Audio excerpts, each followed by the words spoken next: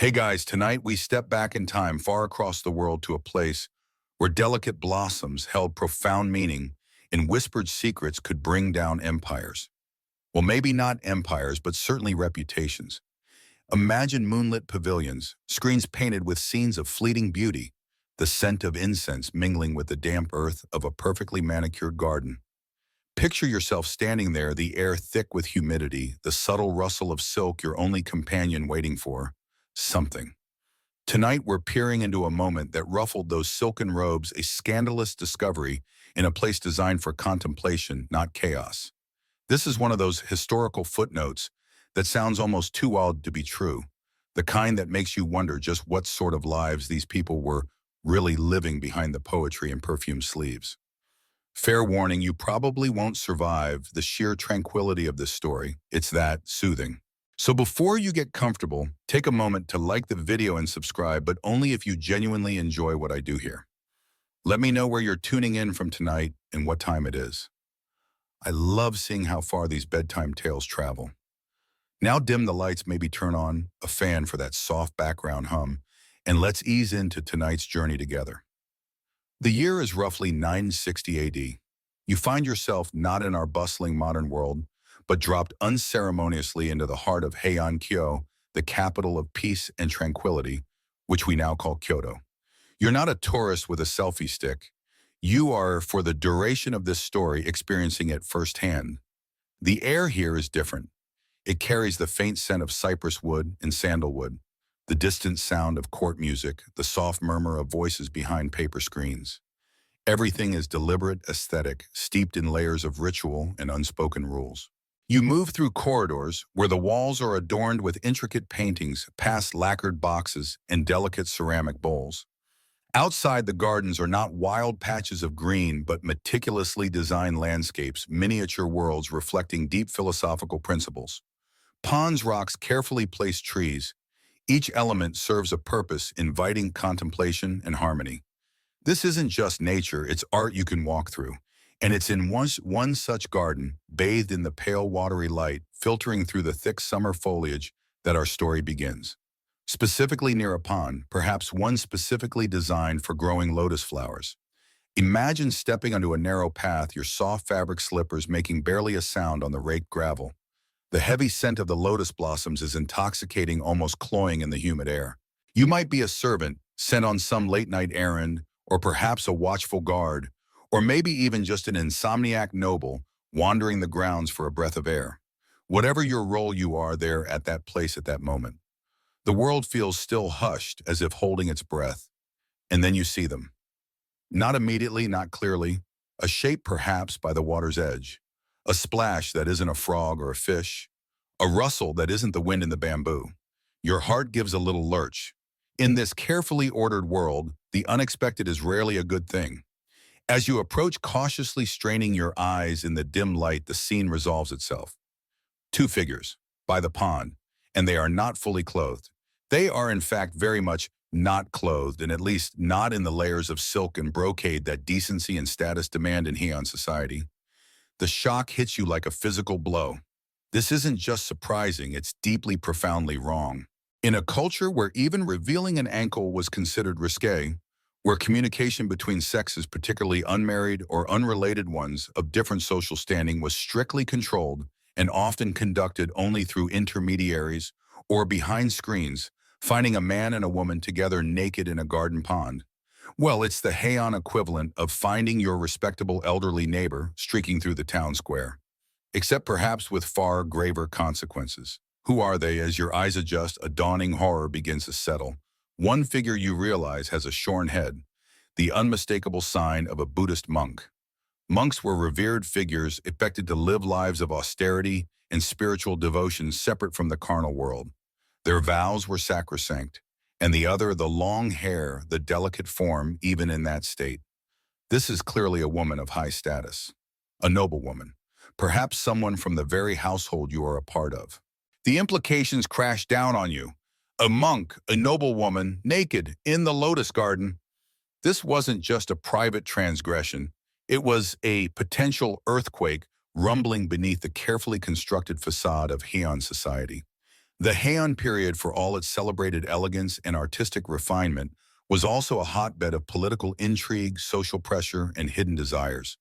Beneath the surface of exquisite poetry and perfumed sleeves lay a complex web of power dynamics, status anxiety, and rigid social codes that governed every aspect of life, from who you could marry to what color robes you could wear.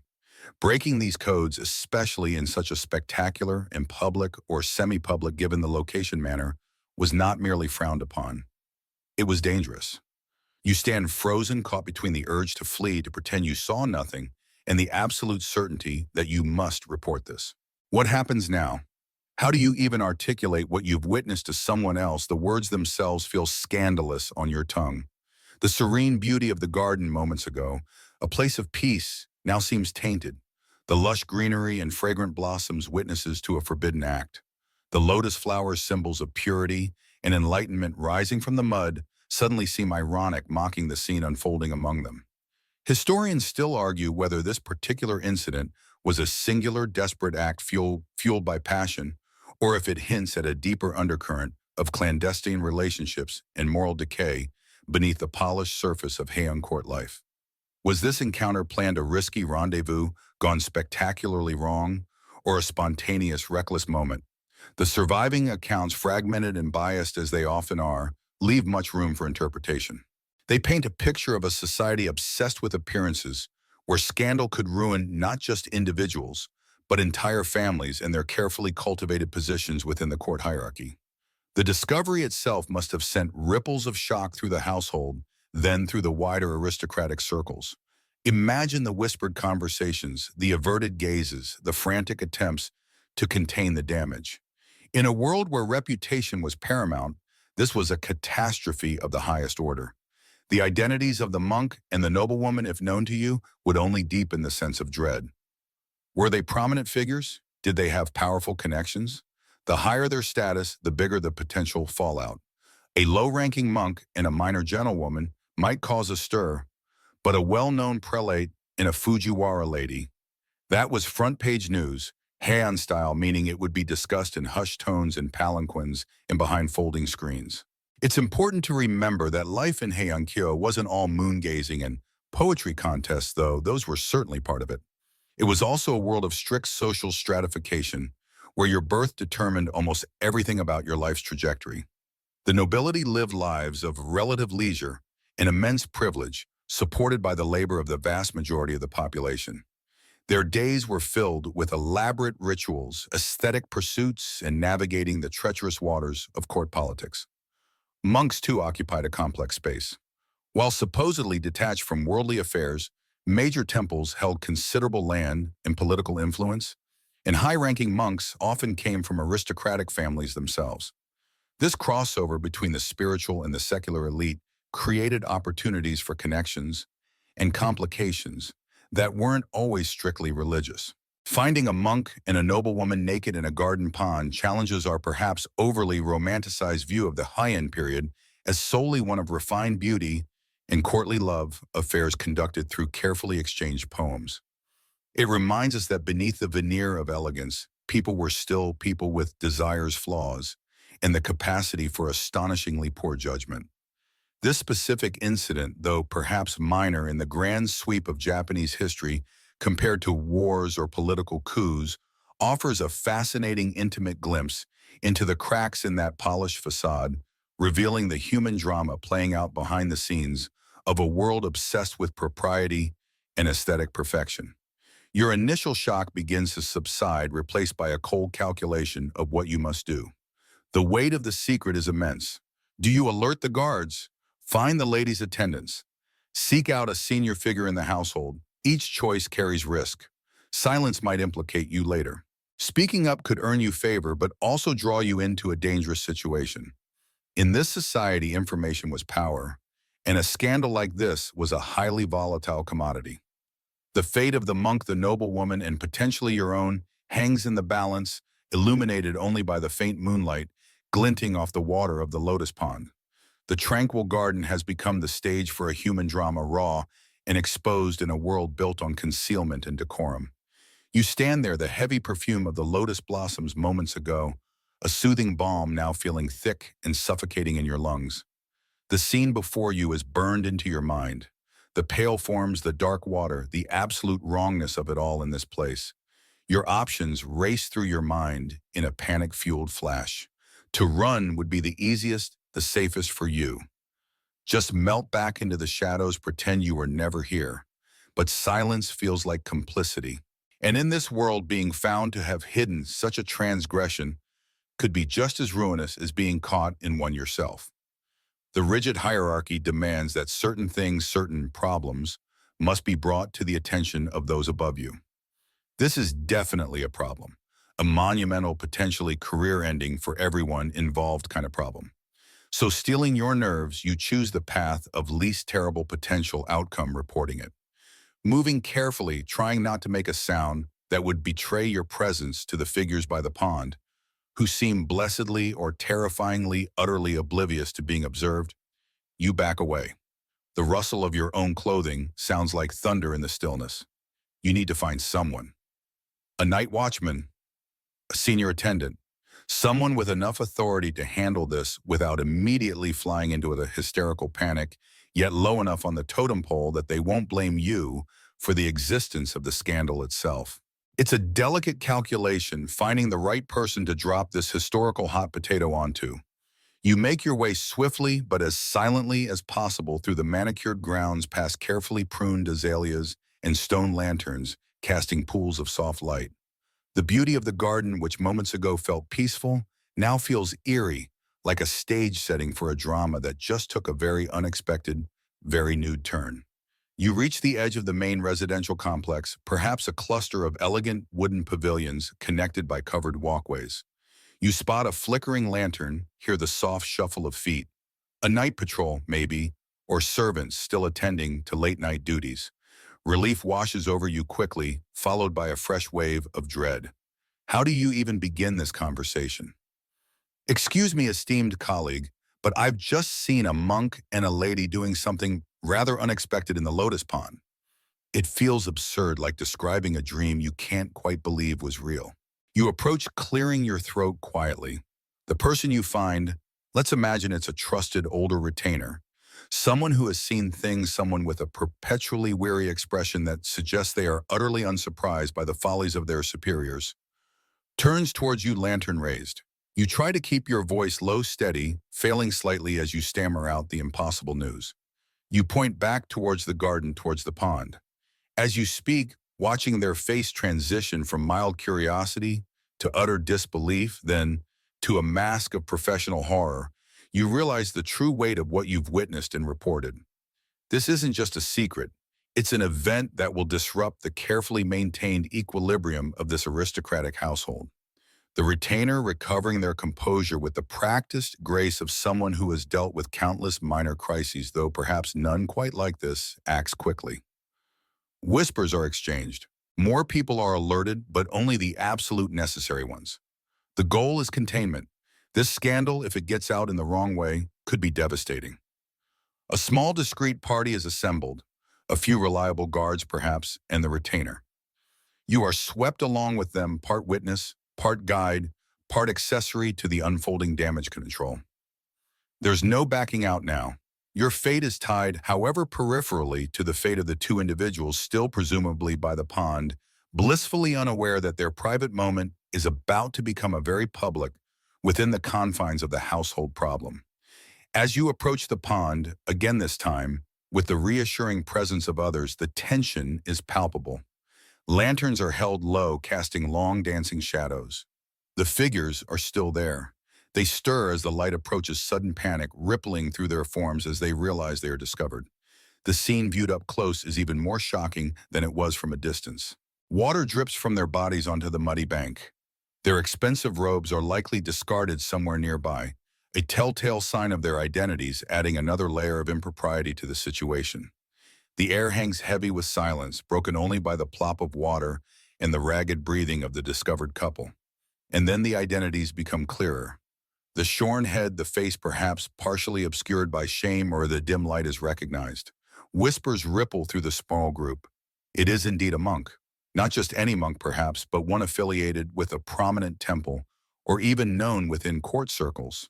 And the woman, as she turns trying desperately to cover herself, her features are also revealed. Her status is undeniable from her features, her bearing, and the likely location within a noble compound.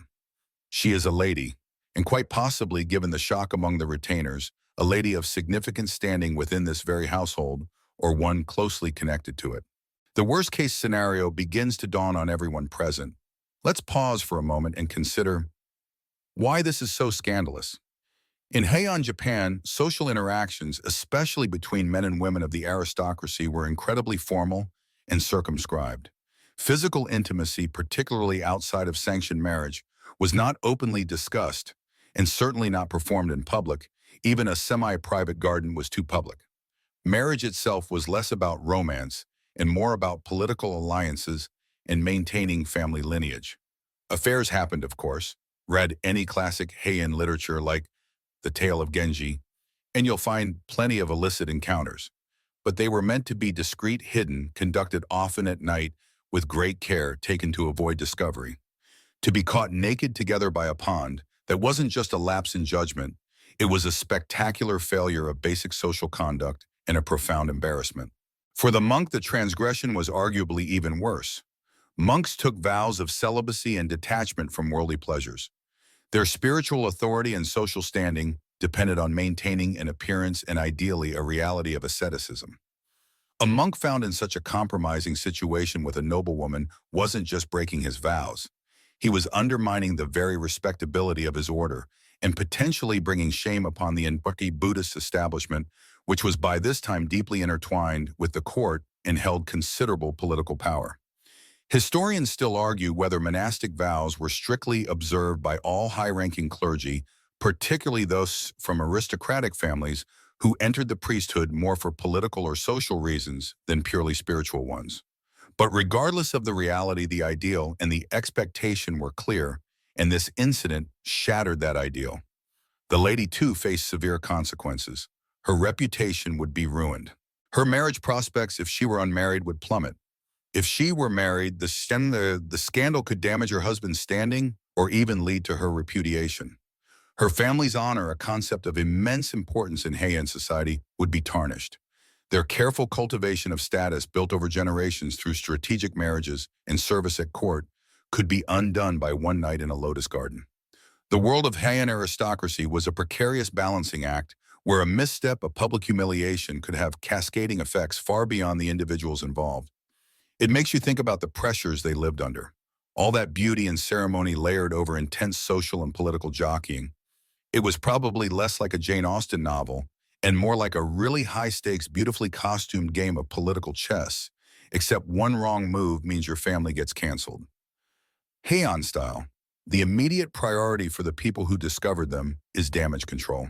Getting them closed, separating them, and removing them from the scene without attracting further attention. This requires speed, discretion, and a certain level of authority even among the retainers. Imagine the awkwardness, the silence broken only by hushed instructions and the sounds of hurried movement. It's a scene straight out of a historical sitcom if it weren't so utterly serious. Right, you two robes on now, and please try to look less like you've been caught doing something scandalous, which you have. You almost expect someone to trip over a discarded silk sleeve in the panic. They are led away, likely in different directions to different parts of the compound, perhaps to secluded rooms where they can be questioned, dressed and contained, while the senior members of the household are woken and informed. The initial shock gives way to a flurry of activity as the machinery of scandal management kicks into gear. Servants are sent scurrying on hushed errands. Messages, likely vague and urgent, are dispatched. The incident needs to be reported up the chain of command, but carefully framing it in a way that minimizes the potential fallout for the household itself. Meanwhile, you, the witness, are likely ushered away as well. You might be questioned about exactly what you saw, when, and for how long. You are made aware implicitly or explicitly of the absolute necessity for silence. Your discretion is paramount. Your position, possibly even your life, could depend on your ability to keep this secret. You are now part of the conspiracy of silence, bound by the shared knowledge of a profound transgression that occurred in the serene beauty of the Lotus Garden. The garden itself feels different now, doesn't it? No longer just a place of quiet contemplation, but a sight marked by human frailty and the sudden brutal intersection of forbidden desire and rigid social constraint. It's a quirky tidbit that despite the intense focus on aesthetics in nature and Heian culture, even the most carefully crafted natural space couldn't completely contain human impulses. Sometimes a pond is just a convenient place for a clandestine dip, even if you're supposed to be contemplating enlightenment. The next few hours or days would have been a whirlwind of damage assessment and containment efforts. The identities of the monk and the noblewoman would be confirmed. Their relative statuses, their family connections, and their relationships within the court would all play a crucial role in determining how the scandal was handled. A high-ranking Fujiwara lady with powerful relatives would likely be treated differently than a lesser noblewoman, just as a monk from a politically influential temple might face different consequences than one without powerful patrons. This highlights a mainstream historical fact about the Heian period. While rules existed, their application was often heavily influenced by social status and political connections. Justice wasn't necessarily blind, it had a keen eye for rank. The challenge now is not just punishing the individuals, but managing the perception of the event. How do you explain this? Do you try to cover it up completely? If so, how? The discovery involved witnesses. Secrets are notoriously hard to keep in the tightly knit world of the court. Or do you frame it in a specific way, perhaps blaming one party more than the other, or casting it as a moment of temporary madness? This is where the political maneuvering begins in earnest. Families would be involved. Temples would be involved. Different factions within the court might try to use the scandal to their advantage. The serene surface of Heian life could be shattered by the ripples from a single pond. You, having delivered the fateful news, are now in a dangerous position. You know too much. You might be rewarded for your honesty and loyalty, or you might be seen as a liability, someone who could potentially reveal the secret to outsiders. Your best strategy is likely to become invisible, to speak only when spoken to, and to deny with every fiber of your being that you saw anything more than exactly what you reported. Nothing added, nothing speculated. Your perspective on the world, once perhaps filled with the ordinary concerns of daily life, is now indelibly marked by the sight you witnessed by the Lotus Pond. You've peered behind the elegant screens and seen the messy human reality hiding beneath the surface, a reminder that even in the most refined and ritualized societies, people are still driven by desires that can sometimes lead them to shed their robes and their decorum in the most unexpected places. The silence that fell after the monk and the noblewoman were whisked away is perhaps even more unsettling than the initial shock of discovery. The retainers and guards who were part of the discreet removal operation exchange uneasy glances. You, having been the one to stumble upon this whole mess, feel a knot tightening in your stomach. You've done your duty, reported the transgression, but now you are acutely aware that you are part of the unfolding disaster, a piece of evidence, a potential leak. The air around the Lotus Pond, still heavy with the scent of blossoms, now seems tainted with the smell of secrets and impending trouble. Your presence is no longer required at the scene, such as it is. The immediate problem, getting the naked couple out of the garden, has been dealt with. Now comes the messy part, the cover-up, the damage control, the inevitable spread of the scandal among those who must know. You are gently but firmly ushered away, perhaps told to return to your duties, or perhaps temporarily sequestered in a quiet room with a stern instruction to speak of what you saw to absolutely no one. This is the Heian equivalent of being told to keep a lid on it, only with potentially much higher stakes than just losing your job. Losing your head isn't entirely out of the question in this era, or for revealing the wrong information to the wrong person. As you navigate the familiar corridors and pathways, everything feels different. The moon still hangs in the sky, casting long shadows, but the peace of the night is gone. Your mind races, replaying the image by the pond. Who were they? Well, you know their identities now, or at least their affiliations: a monk, a noblewoman. But which ones specifically, the full weight of their status and connections is probably just beginning to be calculated by the household's senior staff. For you, someone lower down the social ladder, their precise names and ranks might still be somewhat abstract, but the concept of their importance is clear from the panic their discovery caused. Imagine the scene unfolding elsewhere in the sprawling compound. Senior retainers, perhaps chamberlains, or ladies-in-waiting of high standing are being woken discreetly. Whispers carry the shocking news. The head of the household or their most trusted advisor must be informed. This is done with extreme caution, perhaps, through carefully worded notes passed by trusted messengers or in hushed tones behind closed screens. You can almost picture the initial disbelief followed by fury and then the rapid shift into crisis management mode. How could this happen in our garden who shall get them dressed, separate to them, and make sure nobody outside this compound hears a word? The immediate focus is containment and assessment. Who are these two individuals? What are their families? What are their connections? This is where the mainstream historical fact of Heian society's intricate web of relationships becomes crucial. Everyone is related to everyone else through marriage or patronage. An offense by one person is an offense that reflects upon their entire lineage. The lady's family will be contacted likely in the utmost secrecy. A messenger dispatched before dawn, perhaps riding hard to deliver a cryptic, urgent message that will undoubtedly cause uproar in another noble mansion. The monk's temple will also need to be informed, a task perhaps even more sensitive, as it involves the reputation of a religious institution. The reaction from the families in the temple would have been swift and intense. The lady's family would be mortified. This scandal could severely impact their standing at court, their daughter's marriage prospects, their sons' careers. Their immediate priority would be damage limitation. Could they claim she was somehow coerced? Could they minimize her involvement? Could they bribe or threaten witnesses? Could they leverage their own connections to bury the story? This is where the political calculations really begin. It's not just about the lady's personal shame. It's about preserving the family's honor and power. You realize that simply being caught in flagrante isn't the end of the story. It's the opening act of a high-stakes political drama. It's like someone just dropped a very embarrassing, very public truth bomb right into the middle of the high-end equivalent of a major political convention, and everyone's scrambling to figure out how to spin it. The temple's reaction would be equally complex. Monks were not just spiritual figures. Many came from aristocratic families and held positions of considerable power and influence. A scandal involving a monk of any standing, particularly with a noblewoman, was a direct threat to the temple's reputation and potentially its political sway. The temple authorities would likely be furious, but also pragmatic. Could they disavow the monk claim he was a rogue element, or would they try to protect him, perhaps citing illness or some other excuse to explain his disappearance from the temple?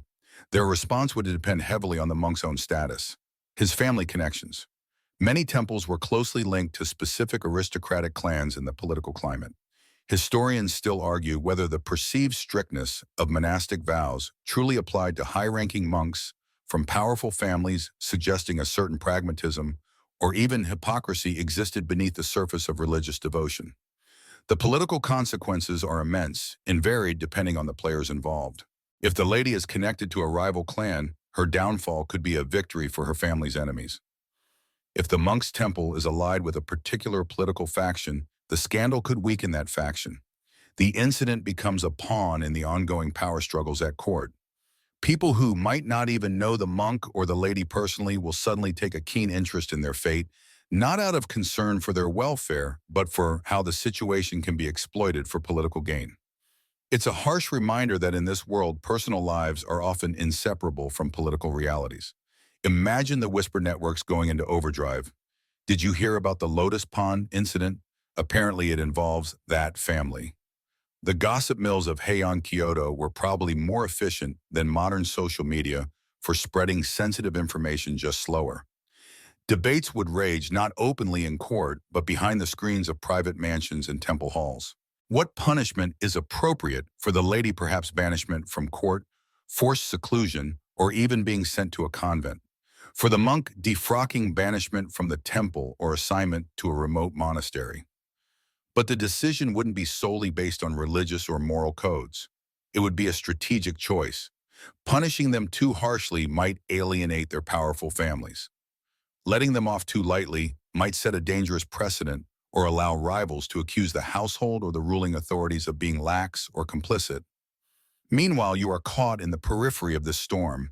Your day-to-day life might continue. The gardens still need tending. The scrolls still need copying. The household still needs to function. But the knowledge you possess is a heavy burden. You observe the subtle shifts in atmosphere, the hushed conversations, the anxious faces of the senior staff. You might see trusted messengers arriving and departing at unusual hours. You might overhear snippets of worried discussion that, combined with what you saw, paint a clearer, more terrifying picture of the magnitude of the scandal. You become intimately aware of the quirky tidbit that appearances are everything in high-end society. The emphasis on aesthetics, poetry, calligraphy, elegant dress, and refined manners was not just about personal taste. It was a form of social control and political display. A scandal like this, a public, even if semi-public display of base human behavior, was so shocking because it tore through the carefully constructed facade of aristocratic perfection. It revealed the messy reality that people, even high-status ones, had desires and made mistakes, and sometimes got caught doing very unrefined things like getting naked by a pond. The shock wasn't just the act itself, but that it happened in a place of cultivated beauty, a place meant for strolling and composing poetry about the moon, not this. Your role now is one of passive observation and enforced silence. You are a witness, but not a participant in the high-level decisions being made. You might be questioned again, your testimony scrutinized for inconsistencies or signs of malicious intent. Your future could depend on how well you maintain your composure and stick to the simple, unembellished truth of what you saw. Any hint of embellishment, any suggestion that you were looking for trouble or had prior knowledge could turn you from a loyal retainer into a scapegoat. It's a precarious position, adding another layer of stress to your already shaken state. The days following the discovery would be tense.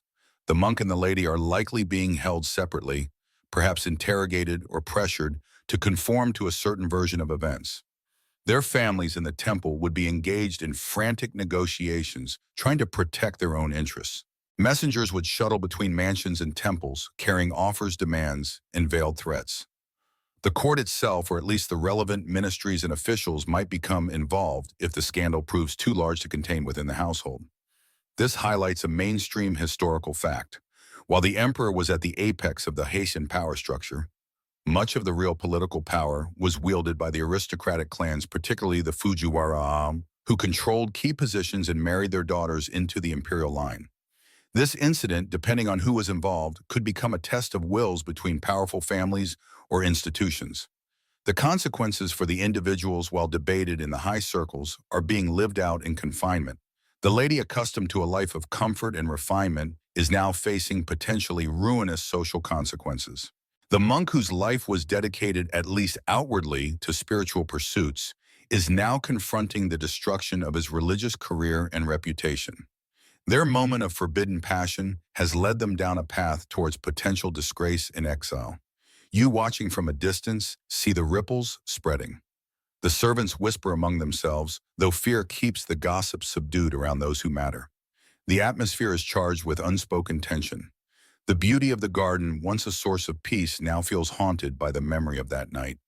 You might avoid the area around the Lotus Pond, finding yourself instinctively steering clear of the place where your life became unexpectedly entangled with scandal.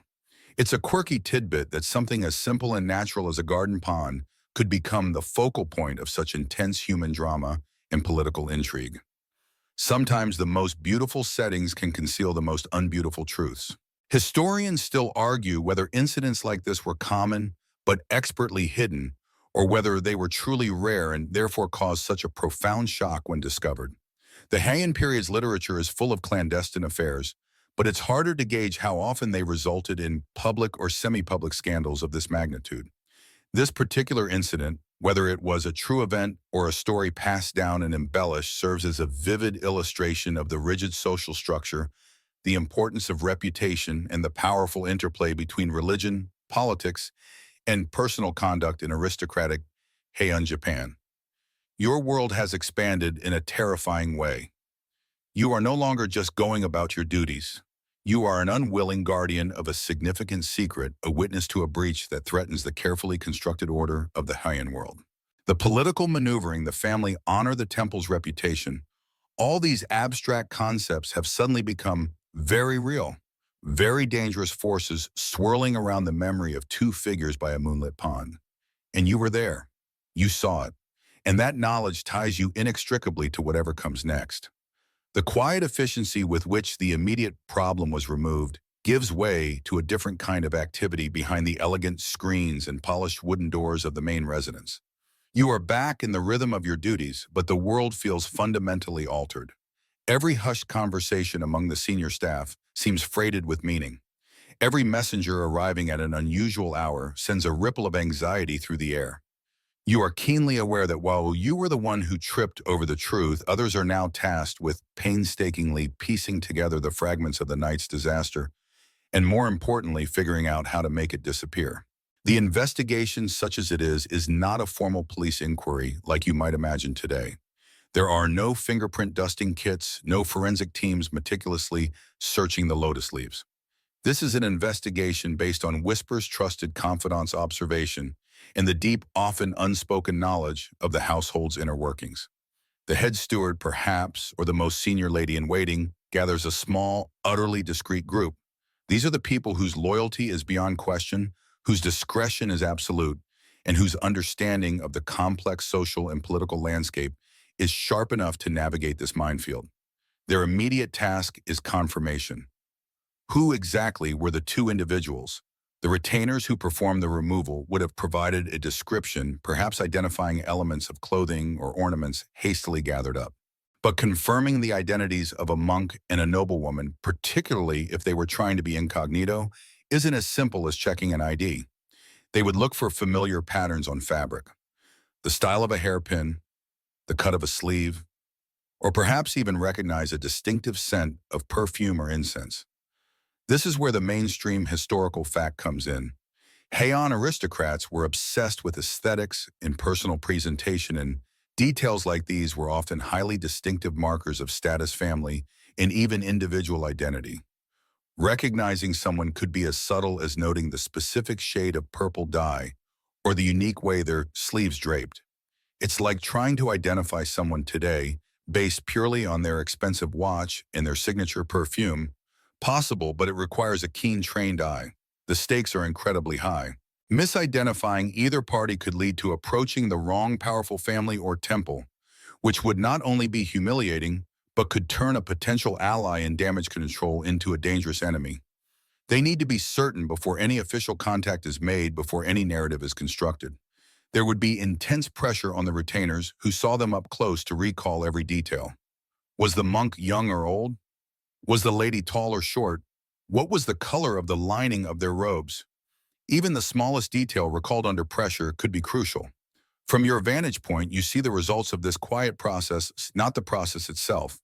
You might see senior staff looking particularly grave, holding hushed meetings behind sliding doors that are just slightly ajar, allowing only murmurs to escape. You might notice certain servants who were present near the garden that night, being quietly, perhaps even subtly questioned or reassigned to duties far from the main areas. You sense the tension, the urgent need to understand the scale of the problem before it explodes. One of the initial hurdles is establishing how this meeting happened. Was it a first-time encounter or part of a long-standing affair? Were they snuck in or did they have help from someone inside the household? This involves a different kind of investigation, looking for unusual activity, questioning guards about who entered or left the compound at odd hours, reviewing the movements of household staff. Did anyone see them arrive? Did anyone notice them missing from their usual places earlier in the evening? This is where the quirky or fringe tidbit of Heian life becomes relevant. The use of intermediaries. Much communication, especially romantic or illicit, was conducted through go-betweens, trusted servants, ladies-in-waiting, or even friends who would carry letters or messages. Was there evidence of such an intermediary involved in this rendezvous? Finding one could explain the logistics, but it would also add another person to the list of those who know the secret and who would need to be managed. It's almost like a relay race of indiscretion, and the senior staff have to figure out who carried the baton and where they passed it. The senior staff are also trying to assess the temperament of the individuals involved. Were they repentant, defiant, terrified? Their reactions could influence the strategy for handling their families in the temple. A deeply remorseful lady might be easier to frame as a victim of temptation or coercion. A defiant monk might be harder to control and more likely to cause further embarrassment. This initial assessment is crucial for deciding on the approach. You might perhaps be brought in again for a brief, more formal questioning. Not by angry superiors necessarily, but by someone calmly, perhaps even kindly asking you to recount exactly what you saw where you were and who you've spoken to since. They would be looking for consistency in your story, but also trying to gauge your reliability and your potential as a liability. Your simple, terrifying truth is all you have, and sticking to it is your best, perhaps only defense. This isn't just a test of your honesty, it's a test of your composure under duress, a skill not usually required for your station, but suddenly vital for survival. It feels a bit like being a minor witness in a very serious crime drama where you just want to go home and forget about it, but the lead investigator keeps giving you that unnerving, penetrating stare. The question of who else knows is paramount. The retainers who physically move the couple are a known quantity, but they are also a risk. Can they be trusted to remain silent? Have they already whispered to a friend or a family member outside the compound? The circle of knowledge must be tightly controlled. This is where Heian society's emphasis on discretion and the severe consequences of revealing secrets, which could range from banishment to something much, much worse, worked in favor of the cover-up. Fear was a powerful enforcer of silence. Historians still argue whether the elaborate systems of secrecy and discretion in Haitian court life were genuinely effective at preventing scandals from spreading, or whether they merely ensured that scandals spread via underground whispers and coded messages rather than open declaration. Was Heian society a place where scandalous affairs were genuinely rare, or merely a place where they were incredibly well hidden, only erupting into crisis when someone was careless enough to get caught naked in a lotus pond? The senior staff are likely debating these very things in their own way. Can they make this not a scandal? Can they spin it? Can they bury it? This involves rapid strategic thinking. Option A. Claim a lady was ill and wandered out in a delirium, and the monk was a passing traveler who found her and was helping her. When you stumbled upon them, unlikely given the state of undress, but worth considering.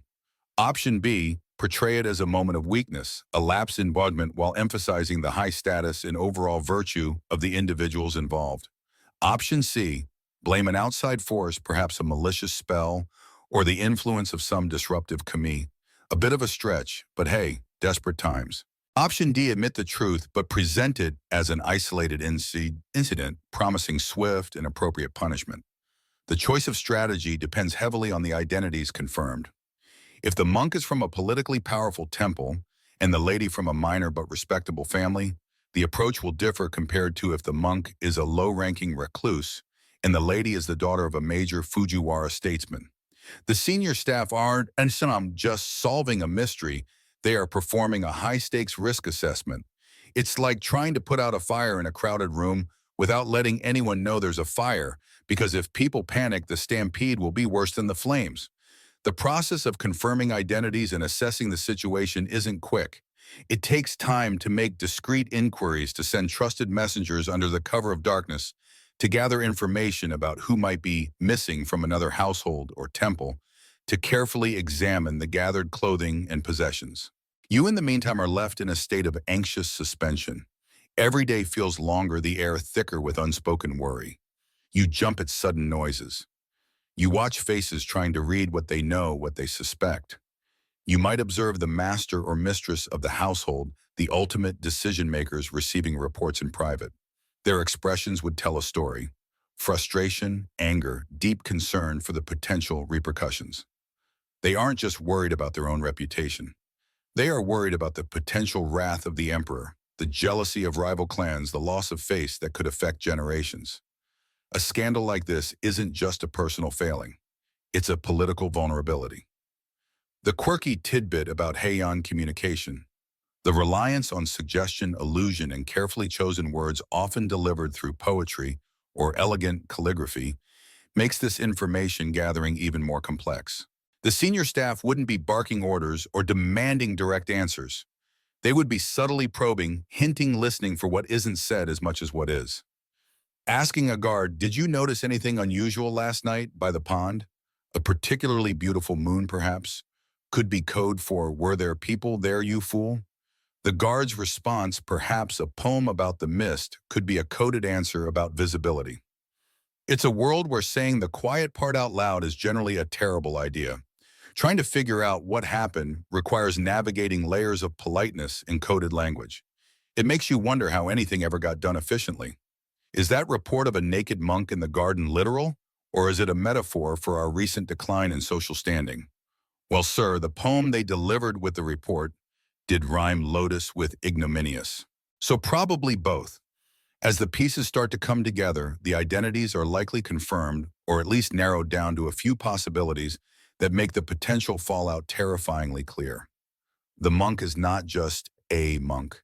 He is monk so-and-so from that powerful temple, perhaps with ties to this political faction.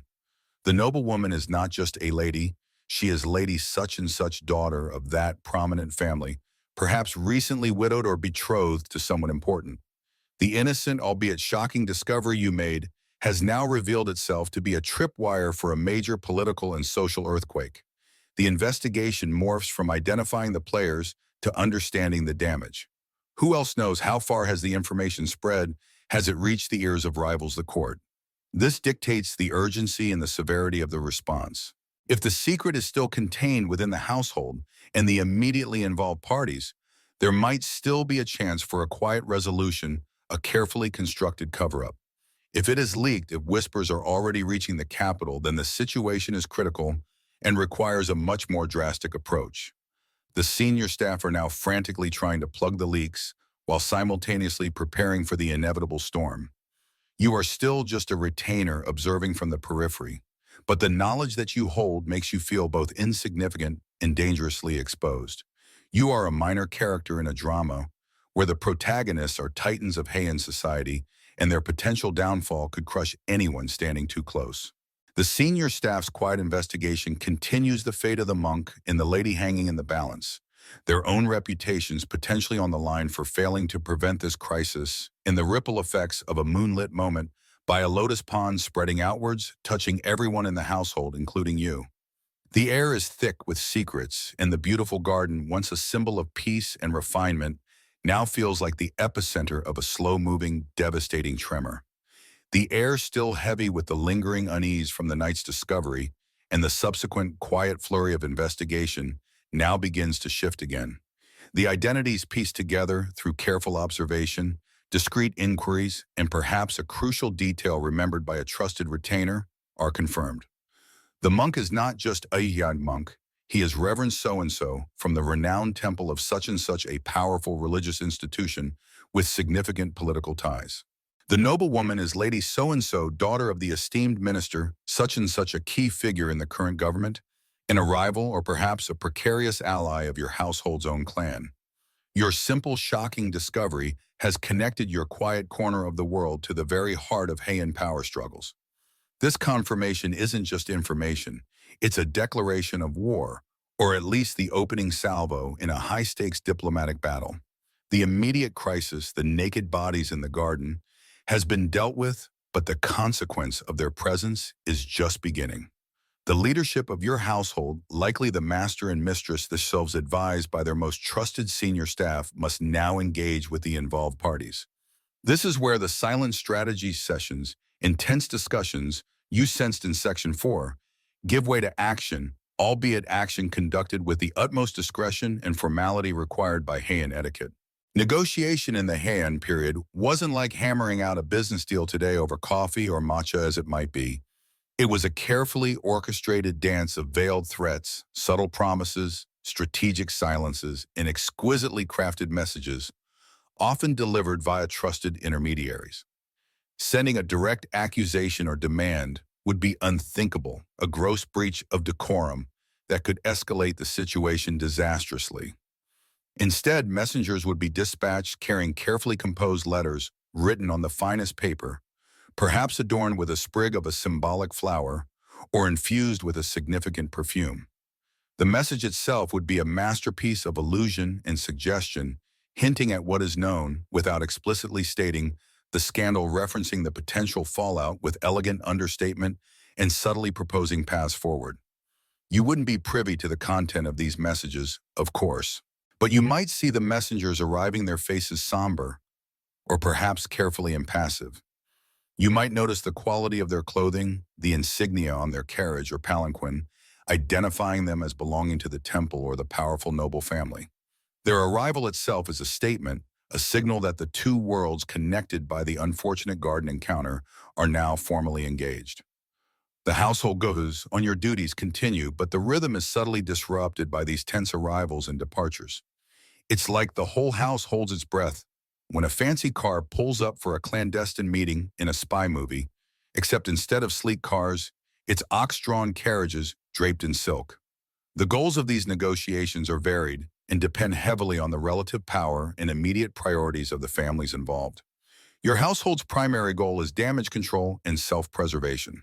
They need to contain the scandal, prevent it from reaching the emperor's ears, the ultimate source of authority and patronage, and avoid incurring the wrath of the involved parties or their political allies. The temple wants to protect its reputation, shield its monk, especially if he holds a prominent position, and avoid imperial or aristocratic interference in its affairs. The noble family wants to preserve their daughter's honor, what's left of it, protect their family name from shame, and prevent the incident from becoming a political weapon for their rivals. This is where the mainstream historical fact about the importance of family lineage and political alliances in Heian society comes sharply into focus. Status wasn't just about wealth, it was about bloodlines, court rank, official positions, and interlocking marriage ties.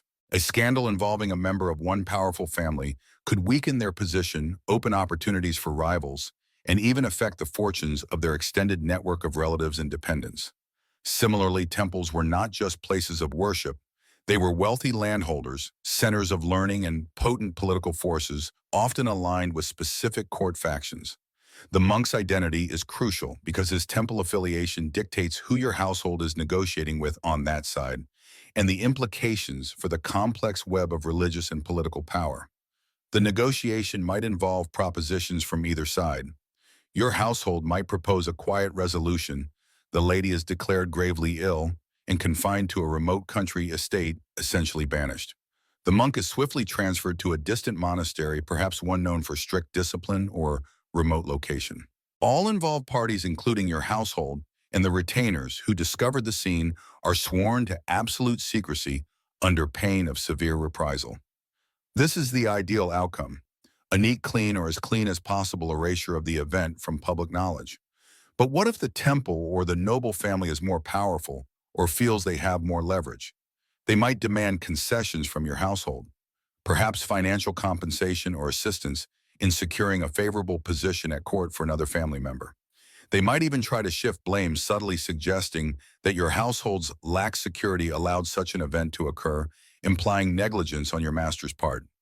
The negotiation isn't just about the monk and the lady, it's about the delicate balance of power between prominent clans.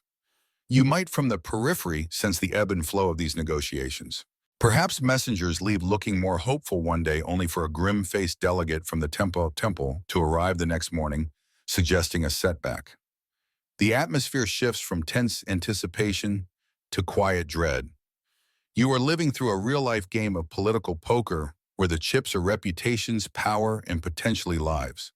The quirky or fringe tidbit here could be related to the extreme measures taken to maintain privacy and conduct secret communications. Noble residences had complex systems of layered screens, sliding doors, and discreet corridors.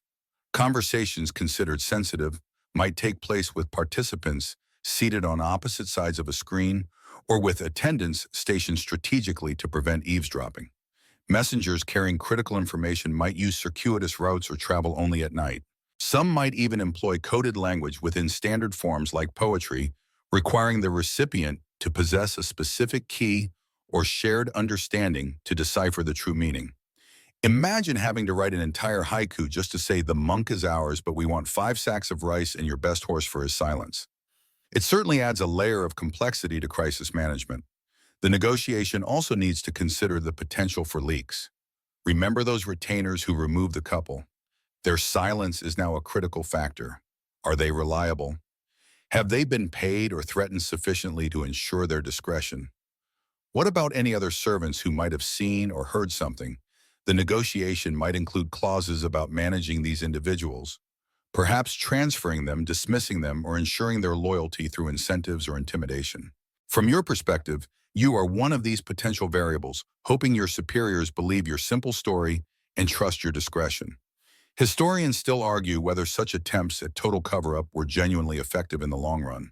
While official records might have been scrubbed clean or narratives carefully constructed for public consumption, did the whispers ever truly die down? Did the courtiers famous for their gossip and political maneuvering simply pretend ignorance while privately using the information to their advantage? Was Heian society a place where scandals were successfully suppressed or merely driven underground into a swirling miasma of rumor and innuendo? The negotiation process might involve several stages. Initial highly formal exchanges, establishing contact and acknowledging the mutual awareness of the situation. Then proposals and counterproposals, perhaps delivered over several days or even weeks. The power dynamic plays out here. If your household is relatively weaker, they might have to accept harsh terms, perhaps sacrificing a family member's position or paying a heavy price. If they are strong, they might dictate the terms, forcing the other parties to accept a humiliating outcome for the monk and lady. Consider the options on the table during these hushed discussions. For the noblewoman, forced tonsure, becoming a nun, permanent seclusion in a rural convent, or perhaps a swift, quiet death if her family deems the shame irreparable. For the monk, defrocking, banishment to a remote temple, or severe punishment within his order. The severity of the outcome depends on the negotiation success and the identities involved.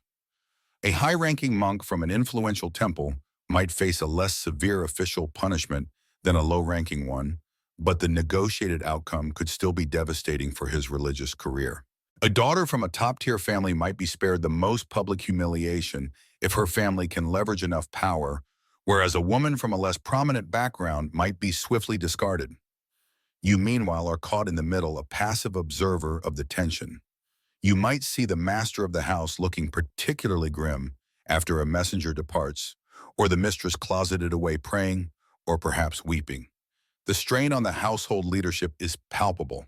They are protecting their family's honor in future, navigating a treacherous social and political landscape where one wrong step can lead to ruin. It's like being a low-level employee at a company undergoing a hostile takeover negotiation. You don't know the details, but you can feel the anxiety radiating from the executive suite, and you know your job might be on the line depending on who wins. The potential for betrayal adds another layer of stress. Could one of the involved parties use the scandal against your household regardless of any agreement? Could a rival minister or temple leak the story to the court for their own gain? The negotiation isn't just about finding a resolution. It's about building a fragile truce, hoping that mutual self-interest in avoiding total disaster will hold everyone to the agreed-upon silence. But in the viper's nest of Heian court politics, trust is a rare and fleeting commodity. Perhaps the negotiation hits an impasse. Maybe the temple refuses to punish the monk severely, citing his spiritual importance or political connections. Maybe the noble family insists on a narrative that completely absolves their daughter, which your household finds impossible to defend. In such a scenario, the quiet resolution fails, and the household must brace for the inevitable scandal. This would involve preparing a public statement, carefully worded of course, perhaps involving a plausible cover story, and marshaling support from allies at court to minimize the damage. The negotiation then shifts from containment to damage limitation, a much more public and potentially devastating affair. You might not know which path the negotiations are taking, only sensing the shifts in the household's mood and activity. More messengers. Fewer are people speaking in hushed tones about arrangements, or are they openly discussing unfortunate incidents with forced politeness? The garden itself, scene of the crime, might be quietly altered. Perhaps the lotus flowers are removed or the path is rerouted, as if attempting to erase the memory of that night from the physical landscape, hoping it can also be erased from people's minds. The days stretch on, filled with this invisible struggle. Your duties continue, sweeping, cleaning, running errands. But every task is performed against the backdrop of this monumental tension. You are a small cog in a very large, very stressed machine. The outcome of these negotiations will determine not only the fate of the monk and the lady, but also the future of your household, your master's position at court, and potentially even your own security. All because you happen to be in the wrong, or perhaps the right place at the wrong time. The beautiful, tranquil Heian world you inhabit with its poetry and perfumes hides a ruthless underbelly of power and politics, and you've just glimpsed its sharpest teeth. The air, which had felt thick and charged with unspoken tension for days, slowly begins to thin. The stream of formal messengers from the temple and the noble house dwindles, then stops altogether. The hushed, urgent conversations among the senior household staff become less frequent. The grim set of the master's jaw softens marginally. The mistress's shoulders seem a little less stiff. You can sense it in the subtle shifts around you, the slight relaxation of vigilance, the return to a more predictable, though perhaps permanently altered rhythm of household life. The negotiations are over. A deal, or at least a temporary truce, has been struck. The outcome, it seems, is the one your household desperately hoped for: a quiet resolution. The potential storm has for the moment been diverted. The names of the monk and the noblewoman will not, it is decided, become the subject of scandalous gossip throughout the capital, at least not officially. The details, of course, are kept strictly confidential, known only to the highest-ranking individuals involved. But you can piece together the likely shape of the agreement from the subsequent actions and the relief that washes over the household like a gentle wave after a storm. The noblewoman is likely declared gravely ill, perhaps suffering from a sudden mysterious ailment that requires her to retire immediately to a remote country villa or a secluded convent far from the prying eyes of court. This was a common fate for noblewomen who became inconvenient for their families, whether due to illness, political disgrace, or, yes, scandal. It's basically the Heian equivalent of being sent to live on a farm where you never actually see a farm or the relative ever again. You might hear whispers of her sudden departure, the hurry packing, the somber procession of carriages leaving the estate at dawn. Her name might subtly disappear from future guest lists or social invitations received by your mistress. She becomes effectively a non-person in polite society. The monk's fate is similarly sealed by the need for discretion. He is likely swiftly transferred to a distant monastery, perhaps one known for its asceticism, its remote mountain location, or simply its distance from the capital. This isn't necessarily a formal punishment announced by the Buddhist hierarchy, though internal discipline is possible, but rather a politically expedient removal. He might be given a new obscure name, his past connection to his powerful temple quietly erased or downplayed. You might not see him again, but you might hear talk among the temple's retainers who still interact with your household on other matters about a sudden reassignment or an unexpected pilgrimage. Think of it as getting transferred to the Scranton branch, but with more chanting and fewer paper supplies. Crucially, everyone involved in the discovery and subsequent handling of the incident is sworn to absolute secrecy. This includes the retainers who found and removed the bodies, the senior staff who managed the initial crisis, and potentially even you, if your knowledge was deemed significant enough. The oaths taken wouldn't just be casual promises. They would likely be serious vows, perhaps involving religious rituals or threats of severe punishment, anything from exile to physical mutilation or even death, for breaking the silence. Your continued safety and well-being now depend in part on your ability to hold your tongue, to act as if that morning in the Lotus garden never happened. It's a heavy burden to carry, knowing a single misplaced word could bring swift and terrible consequences down upon you and potentially everyone you know. This carefully constructed silence is the bedrock of the quiet resolution. The families involved and your own household rely on the collective self-interest in maintaining the cover-up. For the noble family and the temple, revealing the truth would bring immense shame and potentially political repercussions. For your household, it could mean accusations of negligence, damage to your master's reputation, and the wrath of two powerful entities. For the retainers and servants, it means potentially losing their livelihoods, their security, or worse. Everyone has a vested interest in pretending this never occurred, creating a shared unspoken conspiracy of silence that binds you together in a strange, unsettling way. A mainstream historical fact that underpins this is the extreme value placed on tatamai, jianqian, the public facade, and honi, benyin, the true feelings or intentions in Japanese culture, particularly amplified in the hierarchical and status-conscious Heian period. Public appearance was paramount, and maintaining face both individually and for one's family or institution was essential for survival and advancement. A scandal like this would be an unacceptable tear in the tatami, and every effort would be made to repair it and present a smooth, untroubled surface to the world regardless of the messy hon underneath. This wasn't just about being polite, it was a fundamental aspect of navigating social and political life. The negotiation process itself, which led to this resolution, would have been a masterclass in indirection and leverage. Historians still argue whether such delicate maneuvers truly resolved underlying tensions or merely pushed them beneath the surface, allowing resentment and suspicion to fester. Did the families genuinely accept the outcome, or were they simply waiting for an opportunity for subtle revenge? Did your household gain or lose status in the long run by successfully navigating this crisis? It's impossible to know the true political cost of the cover-up, only that the immediate public disaster was averted. The successful cover-up doesn't mean life immediately returns to normal. There might be lingering effects within your household. The atmosphere might remain slightly strained, particularly among those in leadership roles.